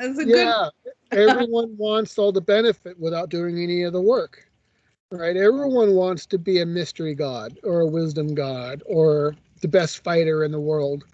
Everyone wants to be like Ronda Rousey or McGregor, whatever his first name is, Sean McGregor or whatever. Dave Chappelle made this comment in some interview he was doing where he was saying, everyone wants to be like Kevin Hart and have all this money and all this fame, all of this, but they're not willing to go to the open mic nights night after night and bomb. Yeah. They're not willing to go and practice and practice and practice and practice and practice and practice and practice and practice until they become excellent. We call it failing upwards, right? A true master is someone who's just made so many mistakes that they know everything. True. And no one's willing to do that. And so I think this is you have a generation of people who want everything without any work. And so they get stuck on Netflix. They get stuck playing World of Warcraft. They get stuck watching porn, right? They want women to just throw themselves at them to get as much pussy as possible, because they're told that is what success looks like. Well, truth be told, you know what? If you want pussy, you have to go out there and ask for numbers. I'm sorry, but you're going to have to. There's no way around it. And I'm sorry if your life is only worth pussy, but if that's what your goal is in life, you're going to go out to talk to women, and no one's willing to do that. And so it's just like, I think we've ended up with a problem right now. Well, it's not really a problem, but it's an interesting feature of this new age that we have all these online self-help gurus who they talk a really good talk, and in a lot of cases they're actually, what they're saying is absolutely spot on, and they sell these courses, these webinars, these products, these online products, which sort of promise you the world, but it's impossible. You are not going to get to a place where you're going to change yourself after a week's course, no matter how good it is. It's just not going to happen. You are not going to get there by reading 1 book, 2 books, 10 books. It's not going to happen. You can read as many books as you like, but if you don't put in real time to applying the knowledge, nothing is going to happen. And it's really simple to be this wise ass who has all this information at his fingertips or her fingertips, but doesn't apply any of it to their own life. I think if someone was going to start going down this route, they just have to understand that it's a long one. It's their whole life. Like, I haven't stopped learning. I have not even started yet. There is so much that I need to know and understand and apply that I'm going to be doing this for the rest of my life, and probably the next few lifetimes too. Yeah. Like, I've got my plan set out for me. And the beautiful thing there is that it's kind of inbuilt that unless you truly love it, you are never going to go the route. Ever. It's like an inbuilt fail safe. Yeah. Well, and the truth is, sometimes the things you love kick you in the balls. Yeah. Like, my teacher has kicked me in the balls so many times, it's not even funny. Like, I come to him complaining, like, I've had a teacher, and I went to him complaining, well, my boss at work, he said this, he said that, or, he said that, I shouldn't be doing this, or my doctor said this, and he doesn't know anything, I come to him hoping to be having my boss, having my teacher say, oh, you know what? It's okay. You were in the right. You're so smart, and I have them turn around and say, no, you thought that you could just manipulate him by buttering him up, and you were wrong. You're upset that he told you couldn't have the toy you wanted. It's on you, big guy, to man up and take responsibility for your actions, and you failed. And it's like, and it's hard because it's like, no one likes hearing that. And and I've had to have those conversations with students before too, where it's like, you keep telling me you want this, this, and this, but you're not putting in the work to get to where you want to be. You want to change the world. You want all these good things to come to you, but you're not willing to put your balls on the line and go out there and do the fucking work. And you're not going to get what you want in life if you don't do the fucking work. Yeah. You're going to be a slave your whole life if you're not willing to go out there and stick your neck out and conquer it. And the thing with conquering means you have to go out there and deal with conflict. And no one wants to deal with conflict. No one wants self-responsibility. No one wants to do that. And everyone wants to go to heaven, but no one wants to die. No one wants to fail over and over and over again until they become the best. And, even with computers, sorry, and then I'll let you say your point after this. This is my last point, is that, Elon Musk, right? The king of saying, AI is the worst thing ever. It's going to take over the world. I love Elon Musk, but, he is one of the foremost AI companies in the world. And he invented this AI to play Dota for those of you who don't know, I think it's like Defense of the Ancients Online or something like that. I don't know. But something like that. It's this computer game where it's like this live action strategy game where you move your people around or whatever. And it was always thought that computers suck at it because you have to have a real person to be able to think through the problems. Well, he invented this AI that they told it two things. One, losing is bad and winning is good. Right? That's it. And so that AI played itself millions of times. It failed millions upon millions upon millions of times until like in 2018, 2019, somewhere in there, he took his AI to play against the world champions of this particular game, Dota. And it won. It like there's only like 3 people probably who's ever beaten it. You know why it won? Because it failed million plus times. And that's the truth of it. No one's willing to fail a million times. No one's willing to try and figure out how a light bulb works 10,000 times. Yeah. You know?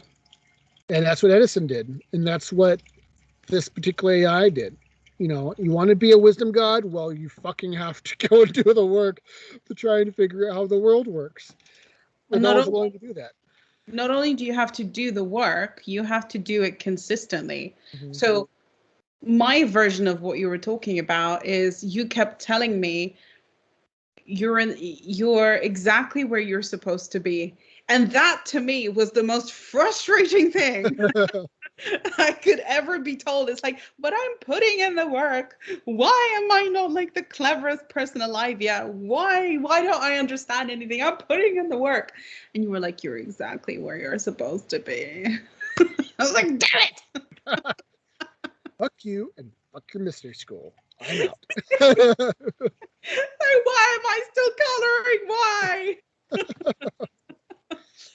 It works. Well, you know, I had to go through that too. You know, it's the thing. You know, my teacher said, you're overthinking it. It's simple, simple, simple. Yeah. Simplify it down. You know, like Jesus even said, he said to his disciples, it's like a child. You have to be like a child to enter the kingdom of heaven. Yeah. Because you're fucking overthinking it. Yeah. It's super simple. It's just really simple. It's just this.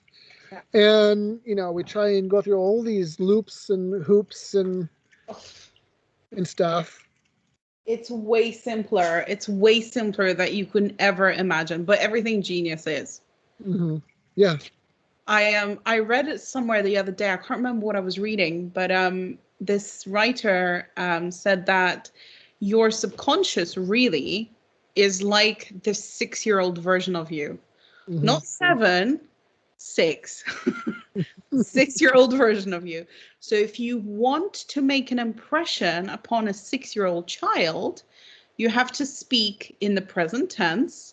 You have to speak in short, concise, colorful language. Mm-hmm. Give it visual aids that are very, very precise, and catchy tunes like Baby Shark, you know, that kind of thing.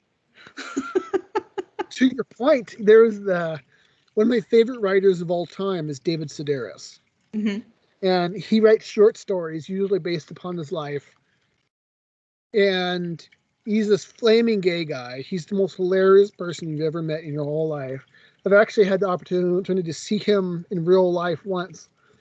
And he had said that the way he has to have hard conversations with he said, no joke, the way I have to have difficult conversations with my partner is sock puppets. You know, I have to get up the sock puppets and like communicate my feelings to my partner. And I think his partner's name was Hugh or something like that. But it was like, but you're exactly right. You know, that's how it is. You have to have these conversations with yourself and just say, you know, all my issues are just because I'm afraid of something that's just bullshit. Literally, that's not real. I'm afraid of bullshit. Not real. That's the thing. Like you live your whole, well, I used to live my whole life according to these things that are not real. They're very real in your head, but until you step outside of yourself and get over yourself and realize that, hey, this only exists in my head. This thing I've been replaying for 30 years is only in my head. If I bring it up to the other person involved, they don't even remember it. Like, it's not real. You cannot let these things that are not real control you. Yeah. It's so, and that was, it's so funny because it's so, it's like saying, like, you know, like what love is, right? It's so obvious once you're in love. Like, it could, like, one of my favorite examples of this, like, in my real life is that I had been practicing talking to girls for years. Like, I had, like, social graces were never born into me, right? I struggled. And, like, I read books. Like, I remember watching, like, have you ever seen the movie Hitch? Yes. With Will Smith? I watched the special features to that movie, like, about 70 times. Because in the special features, they're talking about the psychology of dating and women and all of that stuff. And I practiced, and I practiced, and I practiced, and I practiced. I never got anywhere doing that. And so, like, I was at my friend Thomas's house.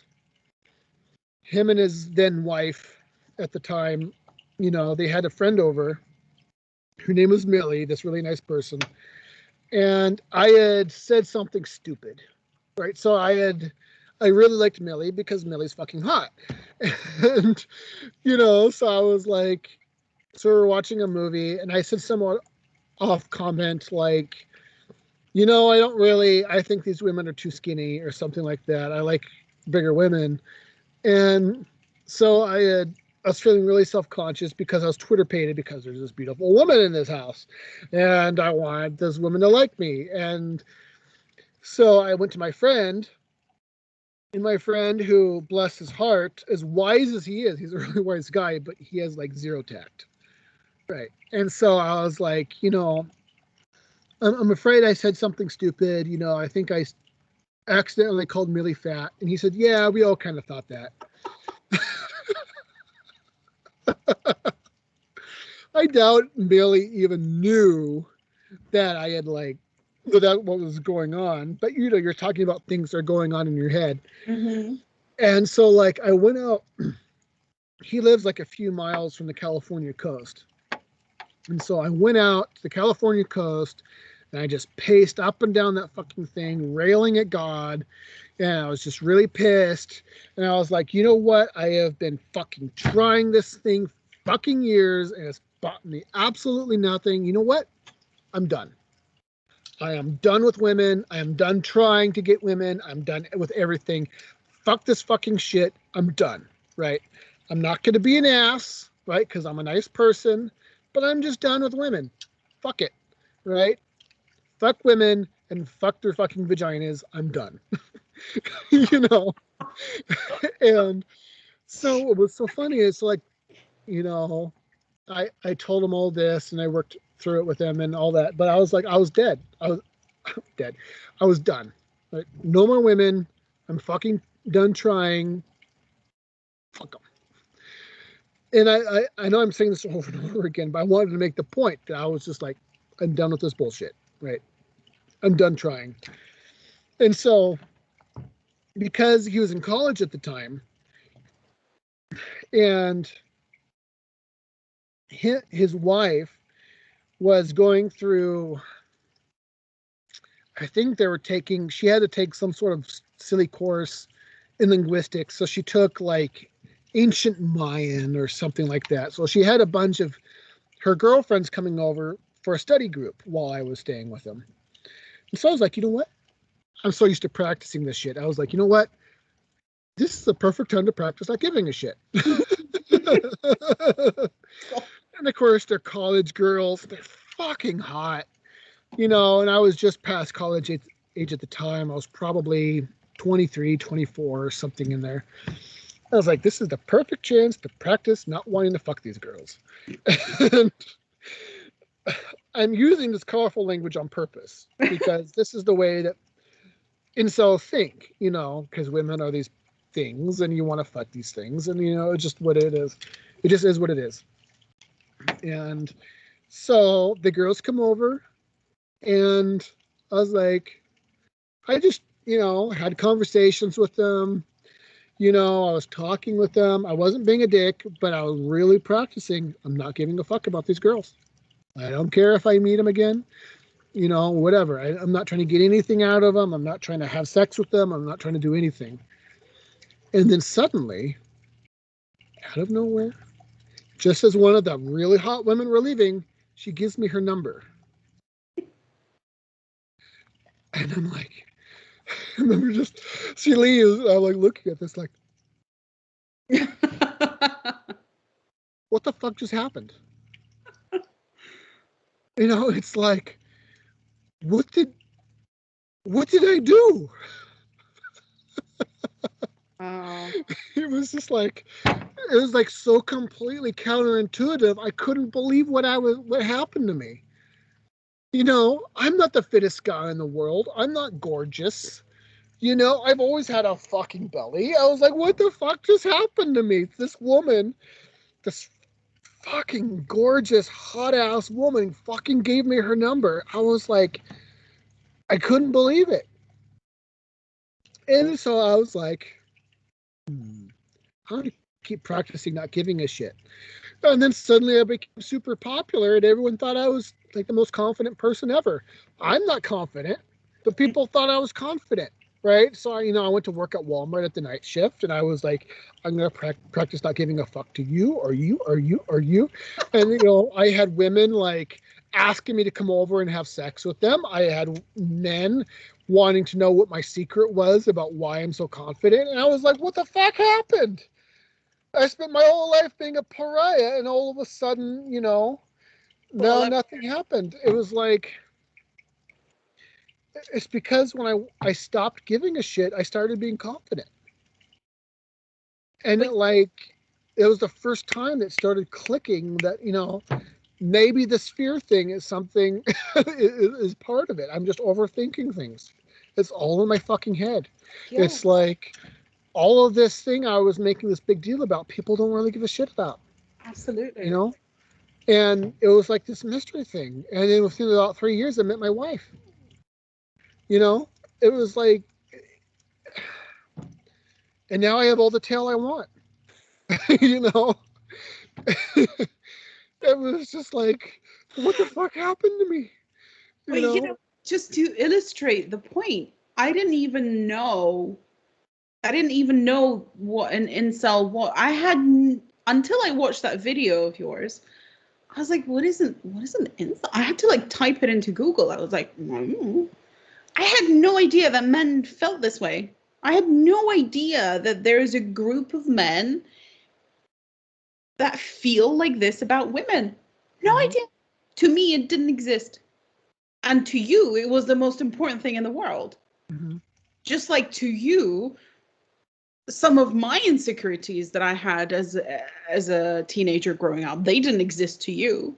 Mm-hmm. So they're not real. If they don't exist to someone other than you, and I guess it has to be like a whole group of people, they're not real. So you can get rid of them just as easily. Yeah. But, you know, it took, my only saving grace I can say about myself is I was the least mercifully, God willing or whatever, I was at least smart enough to understand that it was my fault. Yeah. That the problems I was having were my fault. That it wasn't women's fault, right? And this was before I even knew what really, like you said, like what an incel was. The term wasn't even coined. And for those of you out there in the audience who don't know, an incel means involuntarily celibate. And let's be frank, I was creepy, right? I had all the right intentions, but I couldn't land a compliment, right? You know, if I said, hey, Alex, you look really nice today. Thank you. You know, I couldn't land that compliment, right? I couldn't land it because it sounded creepy. I was fucking creepy. Even though I wanted, like, I legitimately wanted a good relationship with a nice woman, right? I wanted good things for her. I didn't want to fucking just have sex with her, right? I wanted all the right things. But because I was so insecure, I couldn't land a compliment. And so I always came across as a creeper, right? And so that you have a whole generation of men who are just like me, who went through their whole lives not able to land a compliment, not being able to talk to women, not being able to get what they want in their job because they didn't have enough confidence to step forward and get what they needed. And that's the whole thing, is that I didn't even know when someone said, like, I had this really just this sexy ass guy who was one of my really good friends. Like, he went to the gym every day and he was ripped, right? And he got more tail than he knew what to do with. Like, he was part of my church group. I was a evangelical Christian at the time. And it's weird even saying that now because I'm an Odinist. But at the time I was evangelical Christian, and he literally raised more money for the church by selling women pictures of himself than any of us else did. He would say, if you donate $5, I'll give you this picture of me. Wow. Okay. Wow. Yeah, this is a real thing. I think in the end he turned out to be gay, but anyway, that's neither here nor there. But that takes some serious confidence to say, here's a picture of me, you should give us money for our church. And used to say, just be confident. And that used to just drive me crazy because, it was like, it's like what Christians have problems with. It's like saying, you say God, God, God. You say confidence, confidence, confidence. What do you mean? Yes. Right. Yes. What do you mean when you say God? What do you mean when you say confident? What do you mean when you say Odin? What do you mean when you say this, this, and this? What does that even mean? What does it even mean to be in love?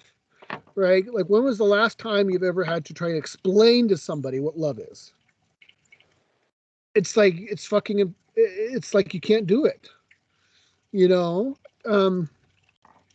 and so it wasn't until, like, I went through that horrible experience by calling Millie fat that I really got to understand what true confidence was. Again, it was one of those things where you're failing upwards. I made a huge mistake. I called Millie fat.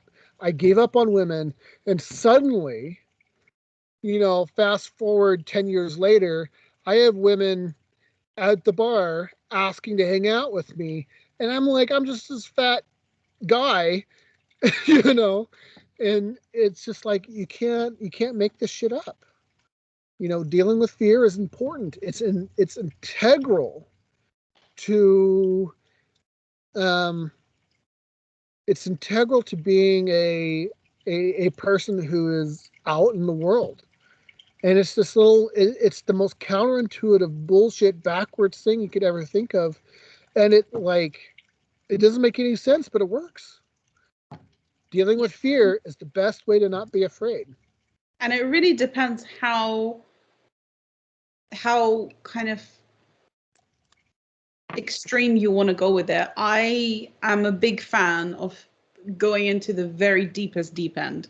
Mm-hmm. Like, the more you're scared of something, the more you dive in. Like, you just have to, because it's like ripping off a Band-Aid. If you do it slowly, bit by bit, like, it's going to be torture. You might as well just, of course it doesn't apply to every situation, obviously. But, for me, confidence was a big thing.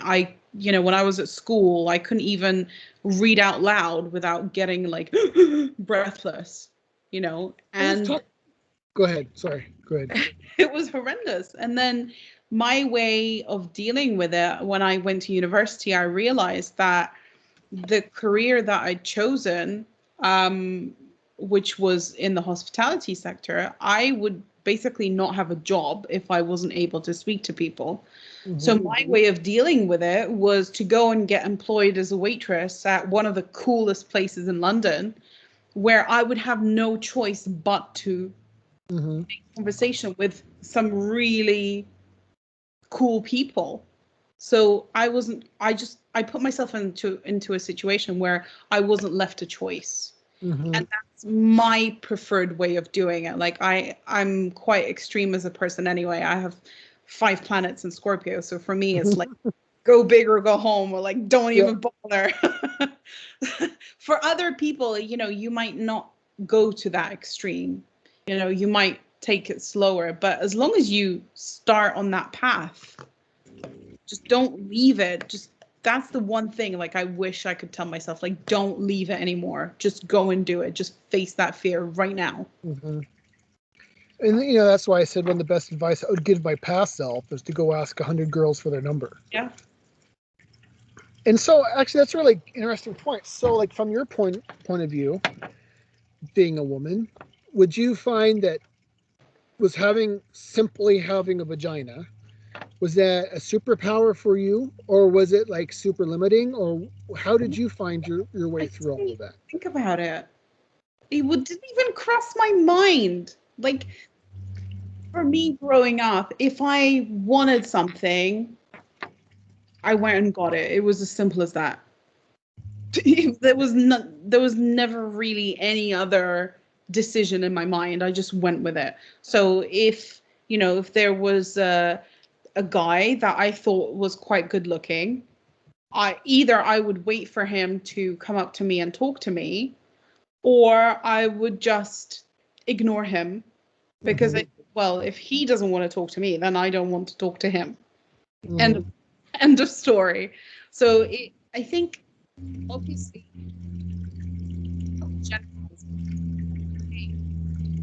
this is how everything works. This is how everyone thinks. Everyone has their own experience, but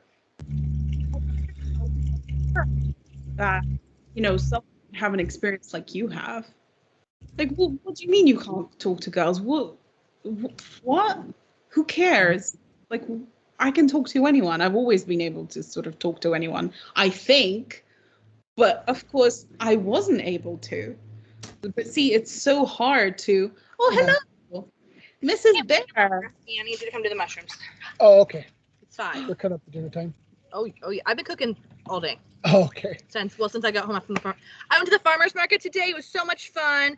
And so I started cooking at like 1, 2. Everyone, this is Bonnie. Did you get a treat? Did you get a snack? Because that's the way to do it. If you do a big shop, you have to get a little snack, so it's like a reward. I bought lunch while I was there. Crepes are my favorite. Yummy. Anyway, I've been trying not to interrupt you for about an hour. Oh, okay. I can't wait anymore. Well, we're coming up on the end of our time anyway. Thank you, Bonnie. See, this is proof that Bear's theory works. There it is. Yep. Living proof. That's the girl I get to sleep with because I figured out how to conquer my fear. I mean, really. I mean, now I have 2 kids, one on the way, and mushrooms for dinner. And mushrooms for dinner. So you have it all. I do. But it's, it's the most. I really wish we could continue because I really like where you're going. It's the most counterintuitive thing you could think of, that making fear your friend is the secret to not being afraid. It seems really backwards, but it's what gives you the world. Yeah. In fact, this is what I would title the video: Make Fear Your Friend. I should. What did we talk about today? We talked about deciphering truth when you're told truth, but it's all lies. We talked about child torture, and we talked about sex, and I mean, we've talked about everything, it seems like. Yeah, and this whole time, my dog has been just the most ridiculously badly behaved creature. So I haven't heard him on my end. So that's good. That's good, because he's been very bad. He's been very naughty. Very naughty. Very naughty. He's gonna get lots of cuddles and kisses. That'll teach him. How dare you be naughty? So I'm going to give you lots of love and positive reinforcement. I know. This is why a child needs 2 parents, or at least a centered parent. One to give the hugs, and the one to say, "Boy, I'm going to kick your ass." Thank you, Bear, for hanging out. And I welcome. hope that someone finds this useful. I think even if there's one person that takes away one thing, that's it. We've done our job, because really everyone has their own experience and no one really wants to listen to other people. I certainly didn't. I thought I knew everything. Why would I want to listen to other people? If I want to know something, Google is my friend. Yeah. Other people suck. Yeah. Like, why would I want to read someone else who thinks they know better? No. But yeah, if there is one person out there that has the open mind to listen to this whole 2 hours 19 of us talking and takes away one thing, I will be very happy. Well, I hope so too. And what we talked about really wasn't easy. Yeah. And unfortunately, there's not good. People want the easy answer is the problem. And, there really isn't an easy answer. Yeah. Right. Unfortunately, we've given you the best answer you can is self-responsibility. Do the work, put in the time, deal with your own bullshit. These are easy answers with hard, that requires a lot of hard work. Mm-hmm. If you want money, fine. Work 18 hours a day, 7 days a week. But again, even that, I feel that's a limiting belief. Mm-hmm. Even that, like, we can go deeper into that and say, well, hey, listen, actually, nowadays, you don't have to work 18 hours a day. That's just a belief that someone has put into our minds. Maybe we're of the old generation now who believe that you have to hard graft. Maybe you don't. Mm-hmm. Because realistically, if you love what you do, it doesn't feel like you're working. You're not working a second. You're just doing what you love. Mm-hmm. That's not work. That's just enjoying your life. Yeah. So theoretically, you don't have to work at all. Oh, yeah. Well, theoretically. I could speak from being kicked in the balls by my teacher that there was times during this whole process that it's really sucked. Yeah. Because no one wants to be told that, you're slacking off. Mm-hmm. You're not doing what you're supposed to be doing. You want this, but you're not putting in the work. Mm-hmm. And that's not fun for anybody.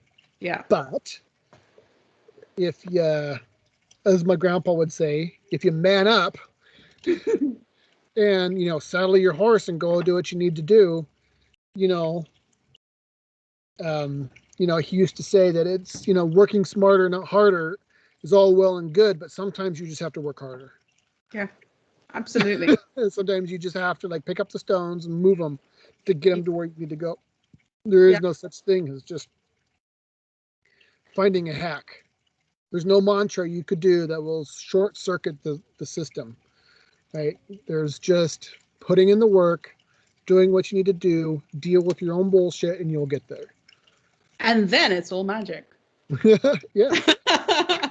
It doesn't get easier. You just have to deal with the same shit on a higher and higher principles. True. But yeah, you just. Well, Alex, thank you so much. Thank you. Cheers. Here's a cheers to all you, my friends. Thank you, everyone, for sticking with us. 222. We've done well. We should end right now. Technically, we've been talking for 222, but it's only been recording for 207. That's true. Okay. So I'm going to hit the stop record button. Goodbye, everybody.